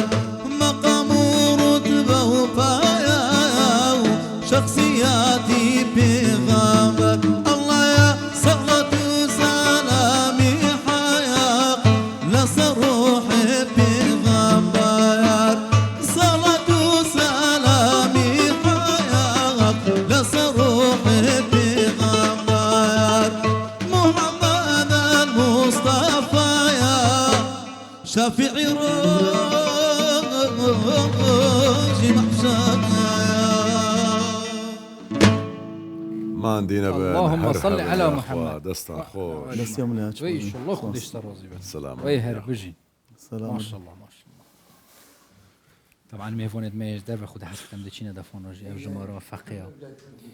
ما شاء الله خدي عمري وانا درش كتم تو بيجي اوانا جيانا خو ترخان كريا بو ديني وزانست ديني خدا فایده کات والفيتامين دا خود ان شاء الله خيرا ديكو بابتون هاجي بنويست كو او دانينا برف ريكي وعلمي طيب تجي جريداي ديني خدا حس كده چيناش داره بس با بري ام بچين ام پیچه که بحثا خدای و همیا پارزش همین نخوشیا و خدای شفای بوان نخوشا جی فريكت افت نو که سروان نخوشیا حتی نشن پروژی جیبن بتيك ترين نخوشي جبت ان شاء الله خدای شفای بفريكت ان شاء الله كل تليري يا ابو نمونه يك چي د خوي دوي د خوي خور ما لولا دوای چا چي تي دکي شکري تي دکي دوای پاقلا و چي د خوي دوای د شربته چي د خوي د خو هزنيه كمكه همي شكره بس شكره جي شكري جدا مثلا دي موزه كي جي خوي برتقاله جي د خوي يجي هر نسبه کو شكري تي د اوان هميش شكر و شيريني ها ولي كريب مخابني و نخوشی ها شکری سکری گل زیده بد کردستان روجالات آنها سر آستا جانش او زختا خینه فشار خینه جیب تایبتی جی گریدای قلویه او چوریه او جی زیده بیه با هم چه خوب پاریزی هر شلینی نبود هر اوه بلين نخوين مشكلة اهوه نخوين خلاص يعني ناكرت شوا بخوين كواتب بقصة لقل دكتور بكين يا الله. يعني لو باريوا برسي قفتو قودا كين باب زانين چون بتوانين اما شیرینیەکان بخۆین بێ ئەوەی ئەمە تووشی شەکرە و ئەو خواردانشی کە بۆی کە دەیخۆین تووشی بابەتی فشاری خوێن و ئەو بابەتانە نەبین قسەی لەگەڵ دەکەین لەگەڵ بەڕێز دکتۆر علی بەرزنجی پسپۆڕی نەخۆشی شەکرە و فشاری خوێن. یاخوا بەخێر بێت بەخێر دکتۆر. بێت. ڕمەضانش باش. بێت. ممنون. قبول کردم. زۆر سپاسی بەرنامەکەیواکەم بەم شەوە پیرۆزە ئینشاءالله هەوڵە دێن پێکەوە سێ قسەی بەسوود کەین بۆ ئەو کەسانی جوان لە ئێمە ئینشاءالله. ڕێکەوتەکە شوا بوو دکتۆر علی قەرەداغی سەرەتا میوان بوو ئێستا دکتۆر علی بەرزنجی هەردووشیان ماشەڵڵا. فەرقی ئینشاءالله. دکتۆر فێجا هەموو ئەم ما بشەکرێ بەحث کرد و ما دەست پێ کرد ئینشاءالله دەپشتی هەنگێ خوین کە دەبزانین گەلە خراپ بەیان پیچێک چون خۆمان لە نەخۆشی شەکرە بپارێزین جارێ بە هەر لەوە دەست پێ بکەین چونکە خۆ پاراستن باشترە لە چارەسەری. بەڵێ طبعی نەخۆش شەکرە هەمومان نەزانی ئێستا هەمووی خەڵکەکەش بای شێوازێک ڕۆشن بیر بووە زانین چیە نەخۆش شەکرە بەگشتی نەخۆش شەکرە و کەسانی ڕێژەی شەکر لەناو خێنیان بەرزە بێ وای لێ دێ چەند نیشانەیەک شەیە تووشی نەخۆش شەکرا بێ حەزەکە دوای باسی نیشانەکان بە چۆن خۆمان لێ پارێزین. بازە ئێمە دەوێت کەم زاربزانین چەند جۆرە نەخۆشی شەکرە هەیە. نەخۆشیەکە شەکرە اعتیماد دەکات سەر مادەی ئینسۆلین پەنکریاس هیچ ئینسۆلین دروست ناکات. نەخۆشی شەکرەیەک شەیە ئەوانەی لەشیان اعتیماد ناکات سەر ئینسۆلین ڕێژەی ئینسۆلین دروستە بێ ناوجەستەیان بەڵام مقاومە هەیە لە جەستەیان بۆ ئەو ئینسۆلینە. فئەگەر هۆکارەکانمان زانی چییە ئەوە توانی خۆمان لێ پارێزین. یەک لە هۆکارەکانیەوە جەنابش تازە باس کرد باسی خواردنت کرد خواردنی ناتە دروست عفوان خواردنی ینی ڕێژەیەکی شەکری زۆرتیایە وای لێکە بەشەر تووشی قەڵەوەی بێ قەڵەویشێک لە هۆکار ڕئیسیەکانی تووشی نەخۆش شەکرا بن. دووەم شت کەم وەرزشی بەداخەوە ئێمای بینین ینی ساڵی نەوەتەکان زۆربەی خەڵک چووکە سیارە کەم بوو جوولە زۆر زیاتر بوو حرەکەت زیاتر بوو توش نەخۆشی شەکرە زۆر کەمتر بوو بەڵام ئیستا بە پێچەوانەوە سەرەکەی ئیشەکانمان زۆربەی زۆری دانیشتنە وەرزش زۆر کەم بووەتەوە خاستن ئەوەیە بینین بەگشتی وەرزش زۆر کەم بووەتەوە ئەو شەبێتە هۆکاری توشببوونی نەخۆش شەکرە. بەعزە حالاتێک شەیە من باوکو یان دایکم یان باوکم یان برام تووشی نەخۆشی شەکرە بووە ئەوە شتێکە پەیوەندی بە ویراسێ باوکو دایکم هەیەە ئەگەری من زۆر زیاترێکە لە خەڵکی تر تووشی نەخۆش شەکرە بم و چەندش بە عمر گەورە بم احتیمالی نەخۆش شەکرە زیاتر بگرم. بەڵام وەکو جەنابەت باس کرد ئەگەر خۆمان پارێست وەرزشێکی باش خواردنێکی تەندروست بزانین سەرچاوی خواردنەکانمان چییە مەسەن بازە خواردنێک هەیە ئێمە میوە هەیە بینی میوەیەک زۆر پێجوانە و زۆر گەورە و زۆر تامشی خۆشە بەسێرەکە بە مەوادی کیمیایی ئەوە کراوە ناتوانانی ئاسان نییە بۆ خۆت بزانانی ئەو میوەیە ئەسڵ و ئەساسی دەچێت یان ئەو خواردنانەی ئەوانەی سەریعەکان ئەکرێ و کولەفەکانی بازار و ئەو شتانە ئەوانە نازانی چینە ناوەکرێ و بێجگەلەوەش بەعزە خواردنی چەوریەکی زۆر ئەوانەی خاستن چەوری ئەو چەوریانەی غەیری زەیتی زەیتون زۆر هەمووی دکتۆرەکان باسیەکەن بێنەوە چەوریەکی زۆر باشە خواردنی چەوری کە ئەوانەی زۆر لە بازار باوە ئەوان شەبنە هۆکاری تووشی نەخۆشی شەکرە و نەخۆشی زەخت شەبوون نەخۆشی تریش وەکو شێرپەنجەش زیادە بێت لەو کەسانی ئەوانەی ئەو تووشی ئەو نەخۆشان نابێت. زۆر باشە بە خێرایی باسی حاڵەتەکانی شەکرە دەکەین یەکسەر دەچینە سەر بابەتی فشاری خوێن دەمانێت تەرکیزەکە لەسەر فشاری خوێن زیاتر بکەین شەکرە تقریبا ڕوونە ینی هۆکارەکانی کە چیەوەتە دیارە شیرینی و کۆمەڵک بابەتی دیکە چۆن بەرەنگاری شەکرە ببینەوە بەڵێ ینی ئەو کەسانی تووشی شەکرە بوونە یا ئەو کەسانەوەی کە تووشی بووە و ئەوەشی کە تووشی نەبووە هەر بە خێرایی سەرەتا باسییانە بکە کە توش نەبوون بەڵێ ئەوانەی توش نەبوونە ئەگەر لەم مانگە پیرۆزە باسکەین ئەو کەسانی تووشی شەکرە نەبوونەوە چۆن خۆیان پارێزن تەمان لەم مانگە پیرۆزە ئەم مانگە زۆر باشە بۆ کەسانەی تووشی شەکرە نەبوونە هەتاکوم وەزنی خۆیان چێشی خۆیان دابەزین چکان مانگە شتێک بە ئینگلیزی پێڵێن intermittent fasting ینی صیام المتقطع یان ڕۆژبوونی ئۆکلەی پارچە ئەم ڕۆژبوونە ئەوەی ئەتوانی تقریبن لە بینی 14 بۆ 16 ساعت ڕۆژەکە نان نەخۆی ئەم کاتێوەی کاتی نانی تیان ناخۆی ئەمە کاتێکی زۆر گرنگە بۆ جەستا خۆی پاکەکاتەوە لەو مادە ژەهراویانەی ناولەشێتی خاستن ئەو زەختە زۆرەی لەسەر پەنکریاسی ئێمە چکە ڕۆژەکە هەمووی خواردنمان هەیە و بە بەردەوام خواردنەیە زەختێکی گەورە لەسەر پەنکریاسە کرێوای لەیەکە نەتوانێت ئەو ڕێژەی ئینسولینە بە باشی دروستکە لەبەرەوە ئەم 16 ساعتە نان نەخواردنە زۆر کاریگەری باشیە بۆ جەستەی ئێمە ئەگەر بە ڕۆژی بووین لە مانگە پیرۆزە ئەوە یەک دوم شتیش ئەگەر بە ڕۆژوش بووین هەمومان چکە فترەیەکی زۆر نانمان نەخواردوەکەوە دێن نانەخۆین هەوڵە دێن چاومان زۆر برسیە بێ ینی حساب ناکەین ینی حەزمان لێ خواردن بخۆین بە سەریعیش هەیە نانەخۆن لەبەرەوە سێرەکەی بەعزە شتێکە خۆین حەزمان لە شیرینی شە بێ زیاتر دەبێت هەوڵ دەین ئەو شیرینیانە کەم کەینەوە بەعزەکە لێن ئەلێ وازانن بەس کاوە نەخۆشمان بۆ دێ نەخۆش شەکرێ هەیە ئەلێ دکتۆر من شەکر ناکەمە ناوچای کاولێ پرسم شەکر مەخۆ بەس فکریە باتە سەر شەکرەکەی ناوچایەکە نازانێ شەکریت کە هەیە ڕەنگە زیاتر شەکری تێبێ لەو شەکرێکرێتە ناوچای هەستی پێ ناکە کاولێ پرسێ دکتۆر بەس شەکر ناکەمە ناوچاو سێرەکەی نانێکی زۆرە خوا یان ئەوەی لەگەنمە لە جوۆی ئەوانە هەمی شەکر بەرز دەکەنەوە یان شیرە ئەخواتەوە یان میوەیەکی زۆر ئەخوالێ میوە زۆر باشە بۆ سیحەت بەڵام نازانێت میوە زۆر ڕێژەی شەکری قەڵەو شەکاو تووشی نەخۆش شەکری شەکاو تووشی نەخۆشی چەوری شەکات سەر جەرگش زۆربەی خەڵکوازان چەوری سەر جەرگ تەنها ڕۆن خواردنە نەخێر ئەگەر شیرنی زۆر خواردنش بێجگەلەوە برنج خواردن زۆر ئەوانە هەمووی ئەبنە کاریگەری تووشی نەخۆشی شەکرە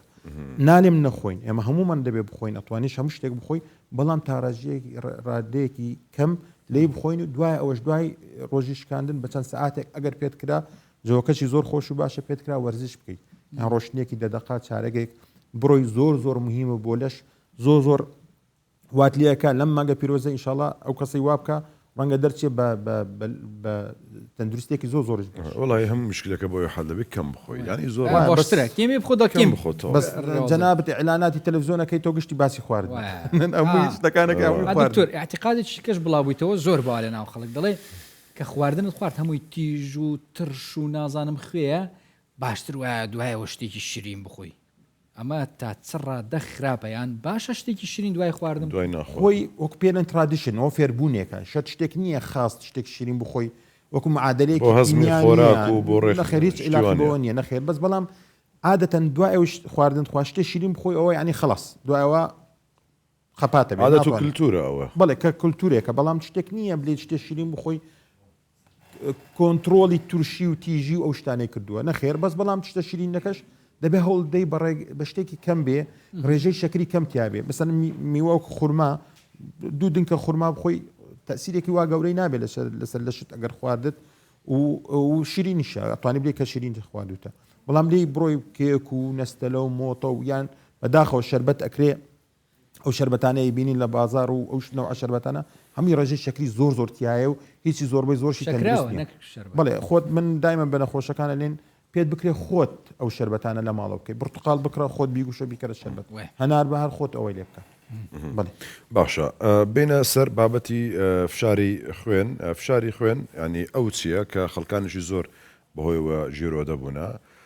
لەبەرچی وە چۆن خەڵک تووشی زەخت و فشاری خوێن دەبێت بڵێ خۆی نەخۆشی شەکرە و نەخۆشی و فشاری خێن لەو نەخۆشە درێژ خایەنن ینی ئەو نەخۆشانە نین بەشەر لی چاک بێتەوە 100% بەس کۆنتترۆل ئەکری ڕێگای عیلاج وەرگرتنەوەوانە نەخۆشی فشاری خێن ئەوش جۆری هەیە لای سەرەوە و لای خوارەوە ئەگەر هەردووکی بەرز بوو ئەبنە هۆکاری بەرزبوونەوەی فشاری خێن و هەمومان کێشەکان شێزانین چیمان لێ ئەکاوانی تووشی نەخۆش زەختە من پاشە ڕۆژ لە ناحیەتی مێشک تووشی جەڵتاکەن یان لە ناحیەتی دڵ تووشی جەڵتاکەن یا عزیەتی گورچیلەکانە دەن یان بەرچی شێوازێکی تر ینی ئەوەیە بێ بەس بە نەخۆشی شەکرە تا ڕادەیەک و نەخۆشی بەرزبوونەوەی فشاری خێنش ئەوانە هەردووکیان پیانێنن بە ئینگلیزی سایلنت کیلەر ینی ئەلقات لە سامت ئەوەی ئەتکوژێ بە بێ نیشانە زۆربەی زۆرشی ئەی با بزانیت چۆن توش دەبین مەسەن ئەوە زەخت فشاری جا باسی ئەوە مەکرد چۆن تووشەبین ڕاستی ئەوش عیلاقی بە ویراسە زۆر هەیە من ئەگەر باوکو دایکم تووشی نەخۆش زەخت بوو بن ئەگەری وایە منش تووشە ئەو نەخۆشە بن دیسان تووسێ هۆکاری کەش هەیە لە 1985 بۆ 1990 نازان هۆکارەکەی چییە 100 لێن ئەوە لەبەرچی تووش بووە بەڵام دە لە 100 هۆکاری دیکەی هەیە بۆ توشبوونی ئەو نەخۆشیە وەکو مثلەن غودە دەرەقیە ئەگەر بەشەر غودە دەرەقی بە باشی ئیش نەکە احتیمالێت تووشی بێ گورچیلەکانی بە باشی ئیش نەکەن یا دەماری خێنی گورچیلەی بە باشی یان جیرا بێ یان سەر گورچیلەی غودەیەکە پێنە غودە کەڤەریە ئەدرینال گلان یان چەند دەمارێک هەیە گەورە لە ناو لەشی تەسک بوو بێ ئەوانە بنە هۆکاری بەرزبوونەوەی زەخت بێجگە لەوەش خواردنی ناتەندروست مەسەن دیسان دێنەوە سەر خواردن ئەگەر خواردنێک ئەو کەسانی زۆر حەزیان لێ لە خێ خواردن ناوخواردنی ئەوانە وای لێکە زەختیان بەرز بێ بێجگە لەوەش ئەو کەسانی زۆر سترێسن یعنی زۆر عەسەبین و زۆر سترێسن ئەوانش ئەبێتەوە هۆکار چکۆ مادەیەک ناو لەشیان پێێن ئەدرینالین بەرزە بێتەوە وای لەکە دڵی زۆر سریع لێ بدات و هەمان کات دکتۆر ئیشیمە هەمووی سترێس و ئێوەش لەبەرەوە نبینی نەخۆشی زەخت لە گەنجەکان جاران ئێمە لە گەنج کەممان ئەبینی نەخۆشی زەختی تووشەوێ بەڵام ئێستا لە گەنجەکان بەداخەوەی بینی گەنجە عمری ناو 30 ساڵە خالە چی بدەین برا ڕاوە گەر حەلەکە و ئێستقانە نادەین بڵێ بێزگەلەوەش تەمان دیسان کەم وەرزشی وەزن زیاد بکەین بۆ ئەوەی توش جگەرە چێشانش تەمان نابێت لە فکرمان چێ جگەرە چێشان شۆکارێکی سەرەکیە بۆ بەرزبوونی ڕێژەی زەخت لەو کەسانی جگەرا چێشن چی بکەین بە پێچەوانی ئەو شتانەی باسم کرد گەربی کەین ئەگەری وا هەیە تووشی ئەو نەخۆشیە نەبین وەکو باسمان کرد چەند هۆکارێکێ من ناتوانم خۆم لێ پارێزم وەکو ئەگەر تووشی نەخۆشی غودە بووم یان تووشی نەخۆشی شتێک بووم ینی بۆ ماوەی لە باوکو دایکم ئەوانە ناتوانین بەس بەڵام چییە ئێستا خۆشبەختانە ئامێری فەحسی شەکرە و ئامێری فەحسی زەخت هەیە لە بازار و ئاسانشە هەمووی کەسێک ئەتوانین لە ماڵی خۆی دایبنە چەند خۆمان متابعە بکەین من نالم هەموو ڕۆژێک بەس ڕەنگە 2 مانگ یا 3 مانگ جارێک متابعی خۆمان بکەین شەکرەی خۆمان بگرین یا زەختی خۆمان بگرین بۆ ئامێرانە 100% نییە هەمویان بە باشی 100% ئیشکەن بەس تا ڕادەیەک یارمەتی دەرە بۆ من ئەتوانم کەشفی نەخۆشەکەی خۆم بکەم زوو پێشەوەی باشە ڕۆژ ئێستا ساعتی زیرەکیش ئەو ئیشانە دەکەن بالضبط ئێستا ئاپڵ و ئەو شتانیان هەیە باوەڕکەم بەڵام وەکو باسم کرد ئەمە پێلەن قاتل سامت ڕەنگە من ئێستا لەگەڵ جەنابەت قسە بکەم فشاری خوێنم بوو بێتە 20 لەسەردا بەڵام هیچ عیبم نەبێ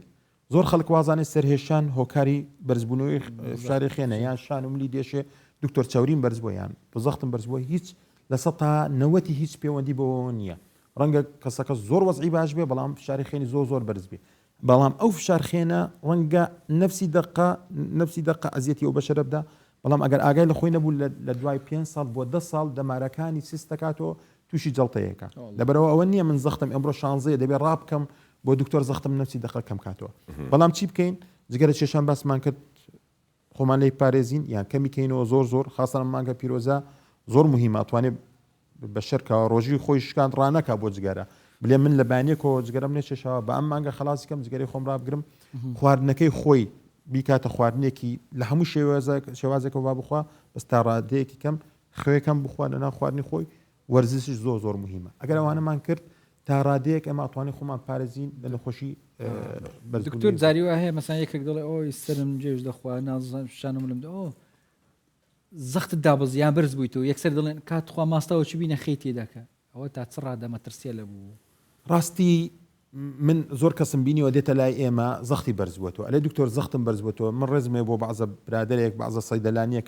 لە ئێستاوەیە بینم لە ناو دەرمانخانەکان یا بەعزە ئاڵتوبێک ئەمان زۆر سوپاسیانەکەی زەختی نەخۆشەکانەگرن من نابێ ئەو نەخۆشەی هاتە لای من بلێ من سرم دێشێ بلێم ڕەسەن زەختی بگرم دەبێت وای لەکەم ئیستراحەت بکە دەقەیەک وای لەکەم دانشێ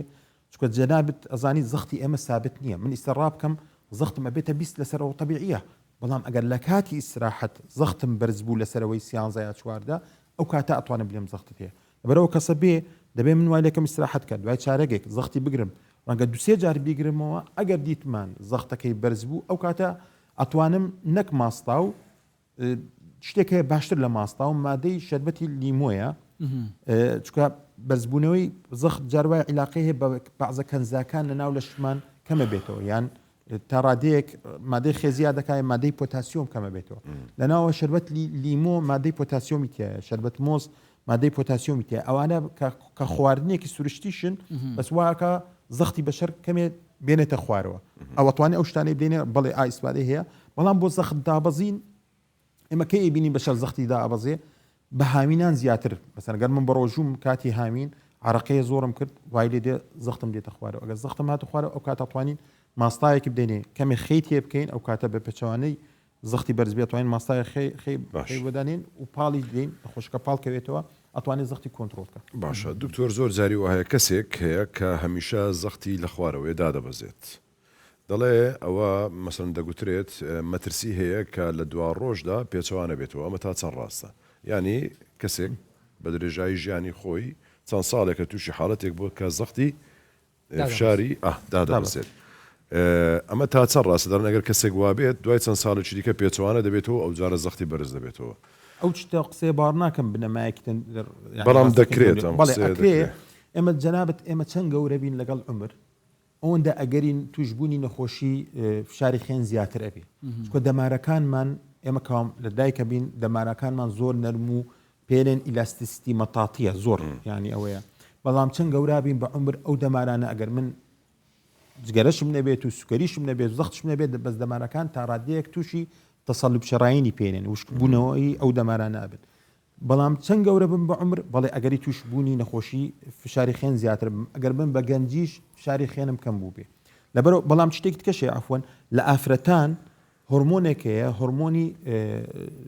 مثلەن ئەسترۆجین یان پرۆژسترۆن ئەو هۆرمۆنانە حتاکم ئافرەت ئەگاتە مثلەن عمری مثلەن کاو منداڵی نابێت نەزۆکی ئەوانە ئەو لەو عمرە حیمایەتە بۆ توشببوونی فشاری خوێن بەڵام لە دوای 45 ساڵ پیا و ژن هەردووکیان لەسەر یەک پایە تووشی ئەگەری تووشی نەخۆشی بەزبوونەوەی فشاری خوێنە بن فلەبەرەوە احتیمالە بڵێ کاتی گەنجی زەختی دابەزی بەڵام کاتی بەرزبوون زەختی بەرز بێ یان عیلاقەیەکی ئەوە بەس بەقوت نییە سێ بە منداڵیشۆ یان بەگچکەویشۆ زەختی بەرزە تام گەورەشە من زەختی بەرزبێ کامیان مەترسی دارترە بەرزبوونەوەی فشاری خوێنیان نزمبوونەوەی دابەزینی فشاری خوێن طبعا شتەکە نسبیە هەردووکیان تا ڕادەیەک خراپن بەڵام بەرزبوونەوەی فشاری خوێن زۆ خراپتێکە دابەزینی فشاری خوێن لە چەند حالەتێکی ئەوە هەیە من ئەوە یعنی ئەوە نییە من دانیشتم بەیانی هەستام لە خەو وەڵی من فشاری خوێنم دابەزیوە و خەتەرە نیشانەی هەیە من ئەگەر کاتی نەزیف بوو نەزیفێک مثلەن هەرچی شێوازێک نەزیفی مەعیدە یان کاتی نەشتەرگەری تووشی نەزیف بووم یان ئافرەت کاتی منداڵبوون تووشی نەزیف بوو یان نەخۆشیێکی زۆر تند دەسەمومێکی ناو خوێن بە بەکتریا زەختم دابەزی ئەوە زۆر شتێکی خراپە خەتەرە و ئەگەری مردنی زۆرتیایە ئەو حالەتانە ئێمە زۆر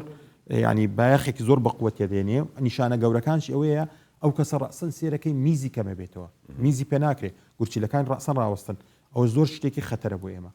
بەڵام بەگشتی ئەوانەی ناو خەڵک ناوەوە باون وڵا زەختمان دابەزێ نیشانەی هەیە سێرەکەی کەوەدانشێ هەڵەسێ سەریە سوورێ ئەبورێتەوە کەیتە سەر ئاز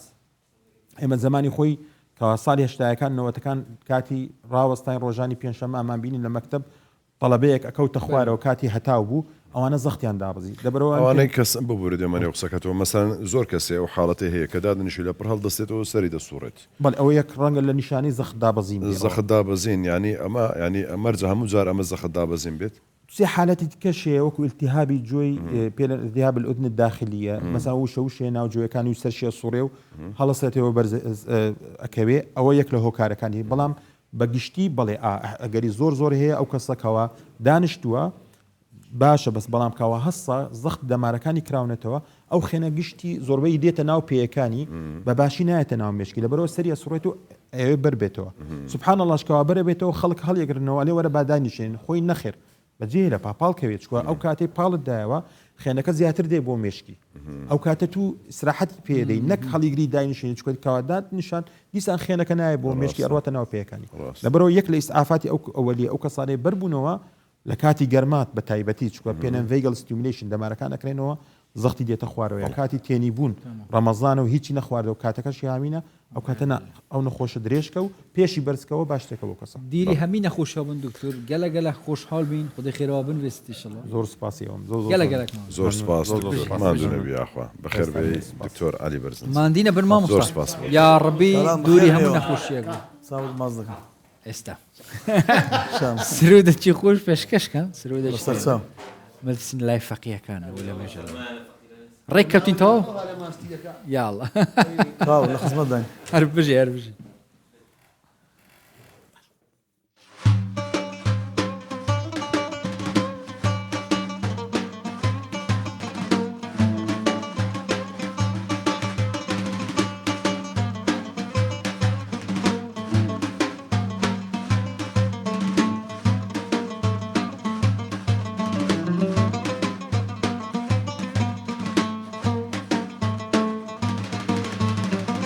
غلامی درگاهی تو قربانی حضراتی تو غلامی درگاهی تو قربانی حضراتی تو اسیری خاکی ریتو روحم لردنا اسیری خاکی ریتو روحم لردنا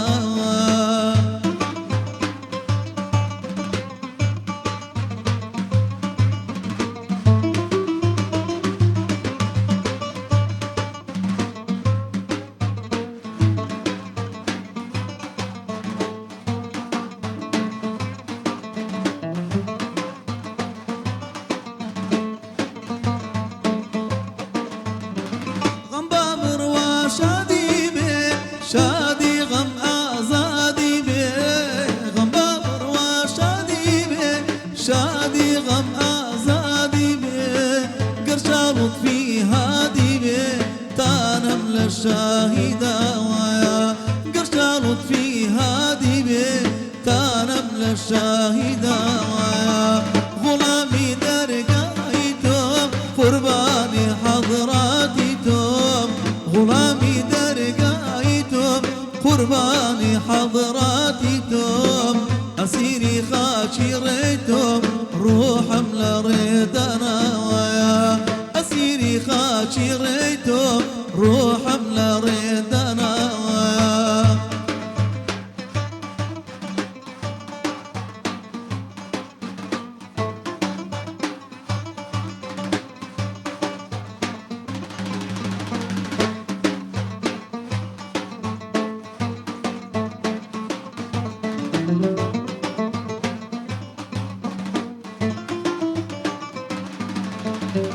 پیغمبر من شیرینا یا شفای درد و برینا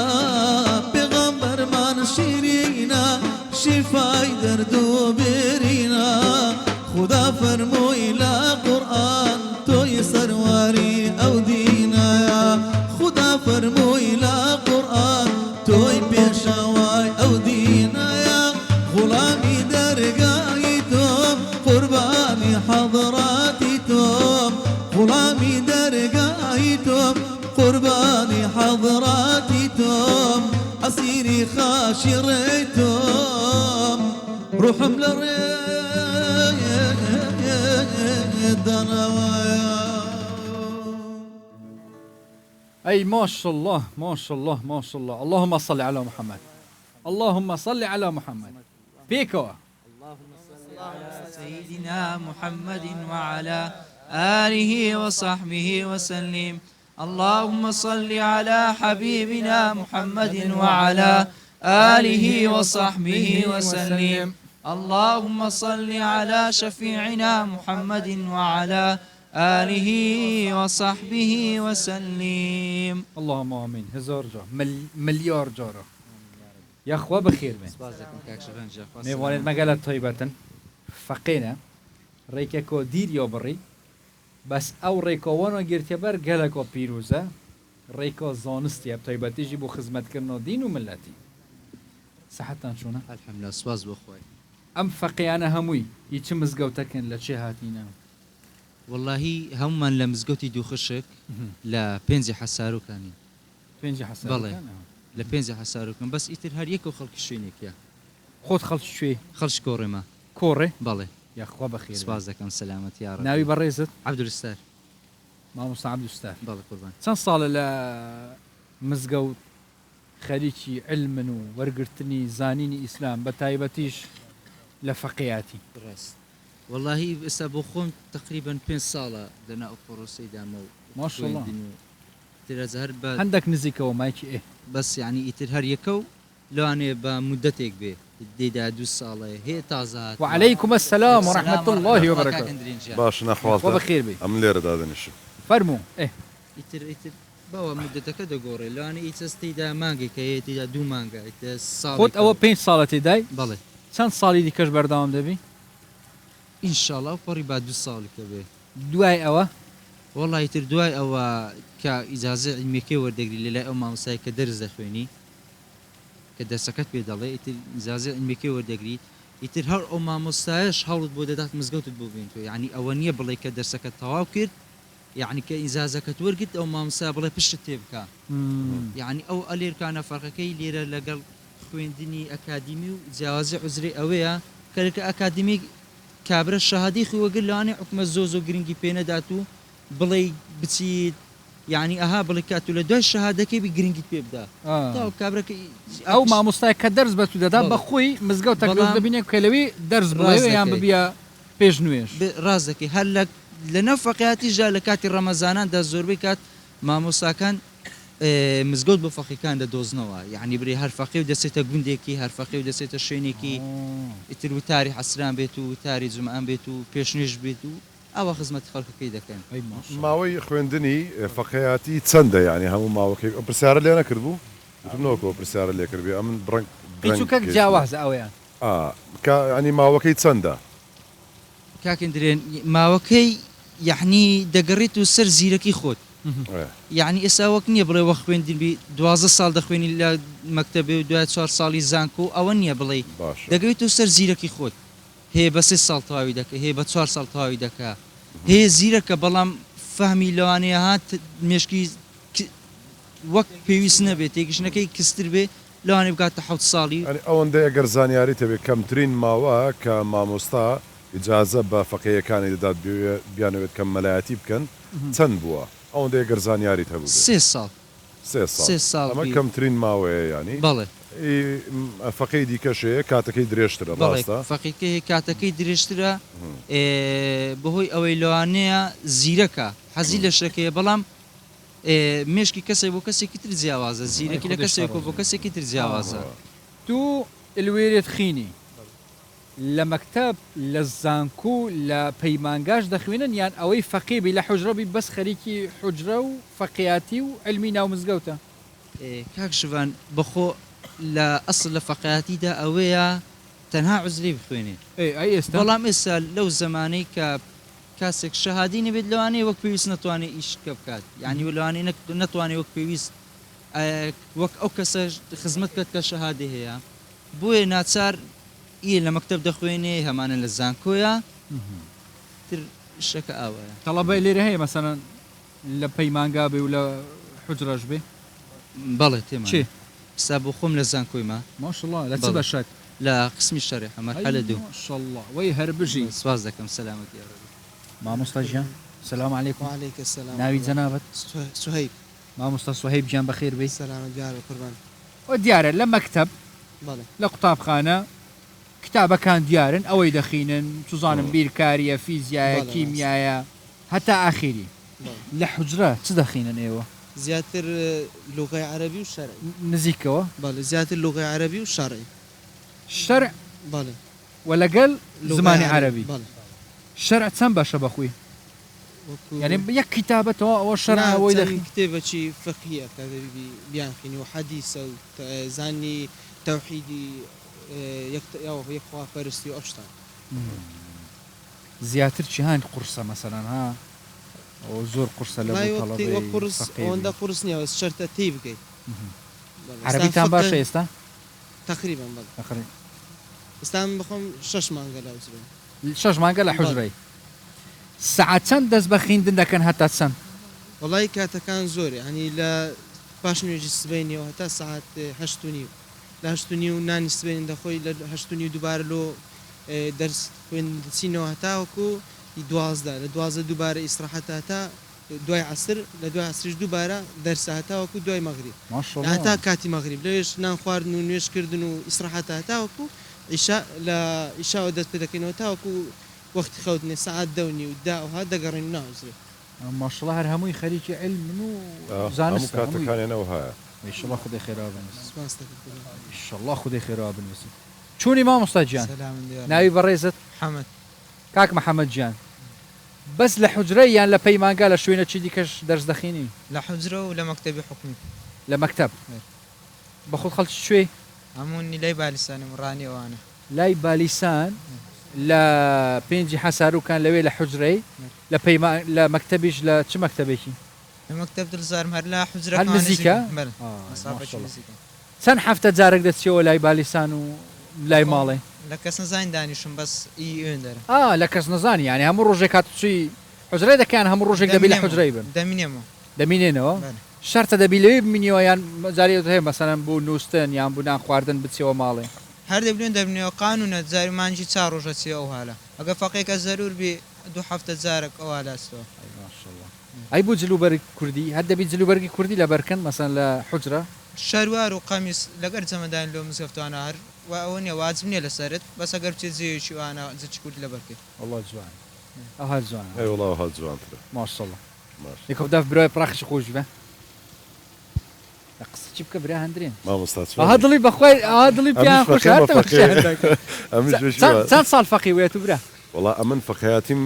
نەکردیە بەس ینی بەڕەحمەت وی باپیرم ینی ئەوها فەقەی هەبوون زۆر جار لەگەڵیان دادەنیشتم لە مەزلیسیان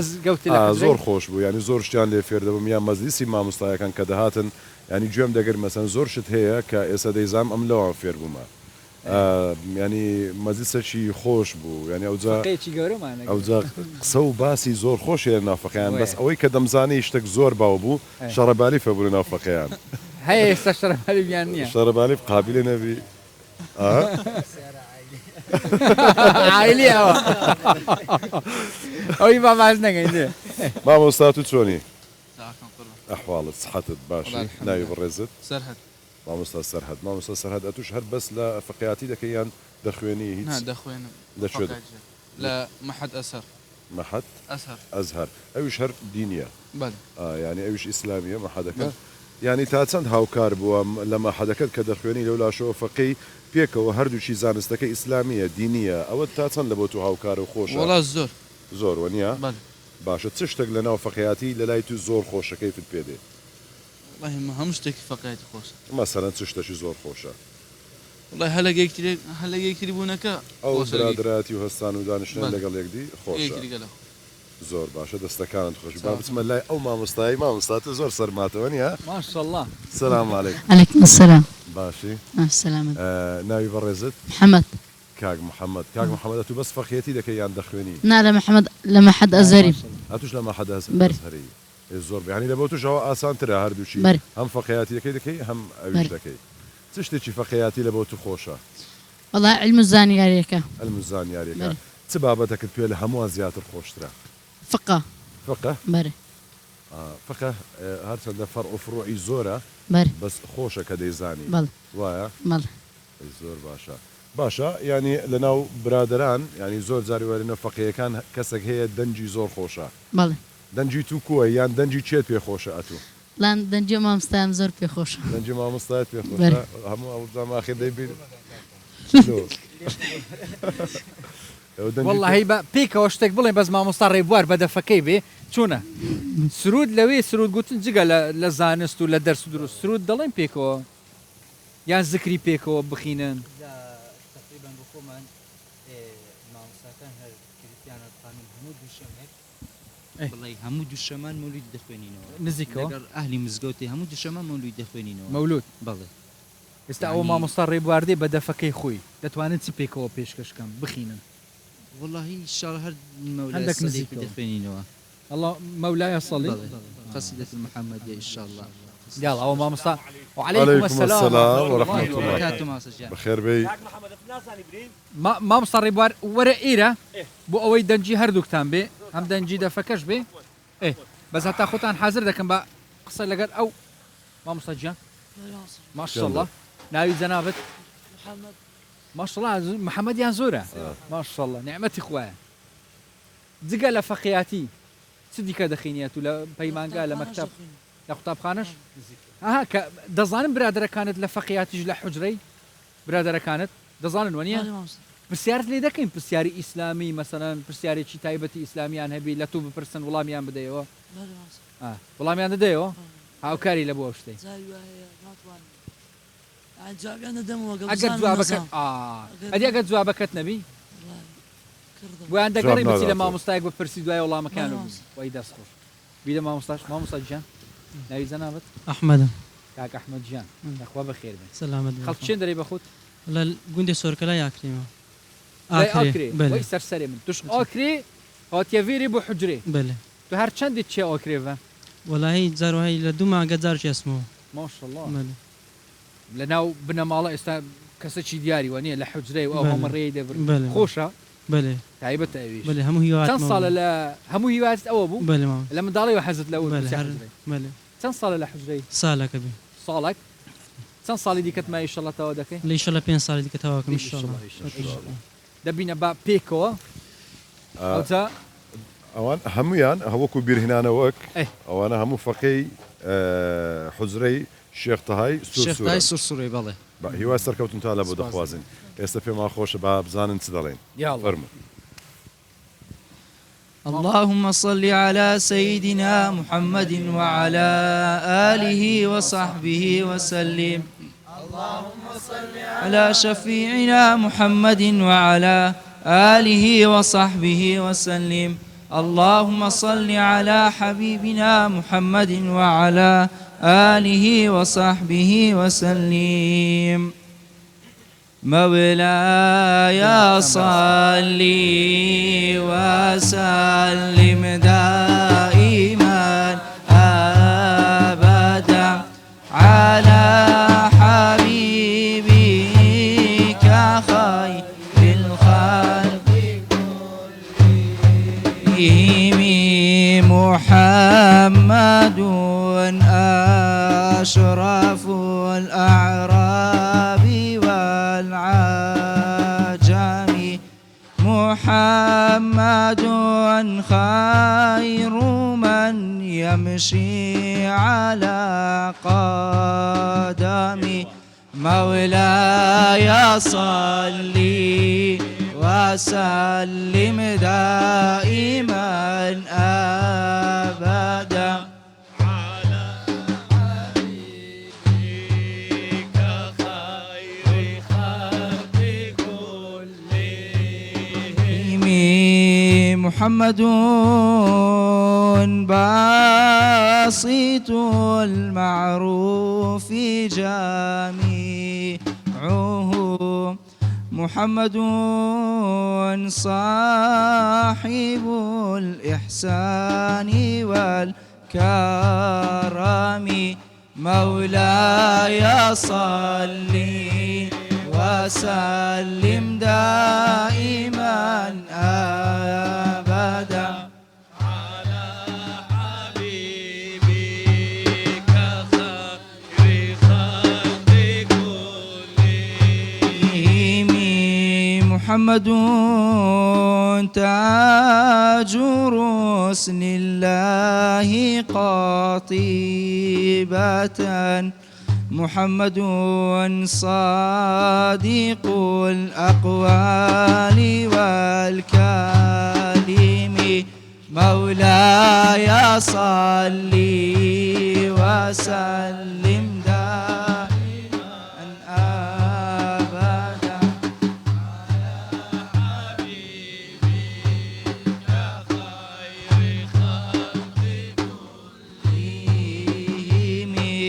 يا ربي بالمصطفى بلغ مقاصدنا واغفر لنا ما مضى يا واسع الكرم مولاي صل وسلم دائما أبدا على حبيبك خير الخلق كلهم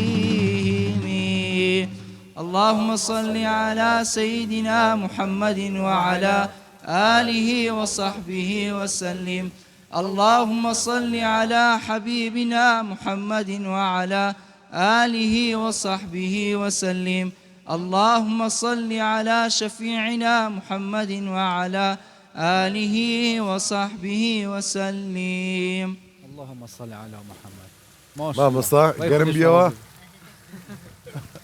قصيبك تبو كاك محمد بله. وكو حسابي اوتان نكرشت شيء انا بزعم باشترن بزاتو السرماتا والله قلت له أنا والله انا زوجك حقدني الصار ده كريم. والله انا حقدني قيناك ان شاء الله جوري مقابلة عندك دو قرآن دك اي ما شاء الله أو خليش كتاب القرآن وين هو؟ بله. أنقول خليش مقابل كدنش بقول ده في دو قرآن دك أبدي كتابي قرآن دك دنقت خوش لبو قران خندني نعم والله لو كو خوش نيا والله بيدس خوش بي الله دنگ بخوشني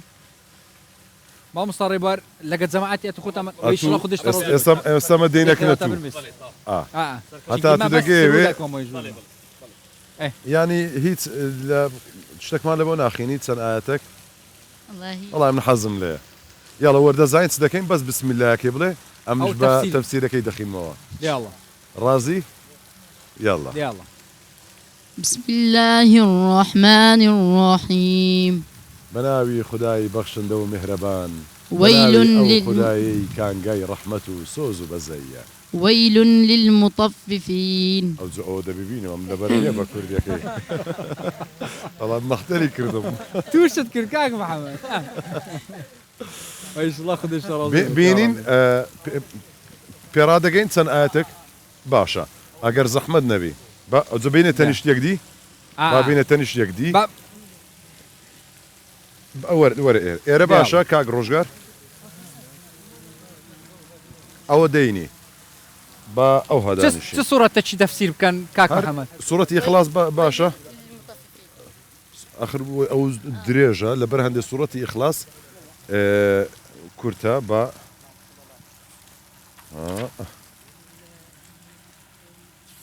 دەستم هیچی بووە لە سەرمان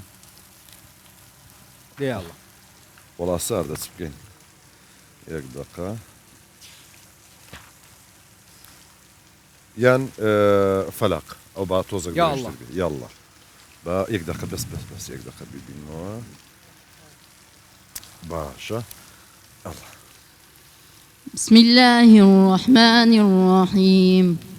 بناوي خداي بخشن دو مهربان بناوي أو خداي كان جاي رحمته سوز وبزية قل أعوذ برب الفلق أي محمد أي إيمان دار بلي بنا دقرم بو پروردگاري كبر بيان بيش دهينيت من شر ما خلق لشر وخرافي هرچي كدروستي كردوا لفريو آدمي زادو مارو ميرو ومن شر غاسق إذا وقب لشر وخرافي شو كاتك كداديتو دنيا تاريك دبيتو دبيت بشو زنك ومن شر النفاسات في العقد لشر وخرافي وكساني كجادو دكنو فتو دزو قريد دنو فوي بيادكن كبفيلو جادو نيوان خلشي تيك ددن ومن شر حاسد إذا حسد لشر وخرافي حسود وبخيل كاتك كحسودي وبخيلي دمات هر بيجي ما مصطفى ايوه ما شاء الله ما ببینین زانایت و ملتی و ولاتی نبتنه کردستان بلابن بل کرد سرتاسر جهان بلابن ناو دیار من انشالله خودش راضی بد سلامت دنیا پاشی و 15 هات پیشکش کردن ناوان زانایت پاشا روزه دا انشالله خدا عمری هنیو دیگه سلامت خدا خراب نمیشه سرکوتو بن انشالله یک سرود مالا جوری پیشکش ذکری ام خاطر خوب خوازی باشه و حافظی خلان دکین و سبيني دبيتا شازدة هدي هدي الوداع بخواي قورتان دستبيرين خواتان لقل تاسبي لخير وبركة وخوشي دابن خواتان لقل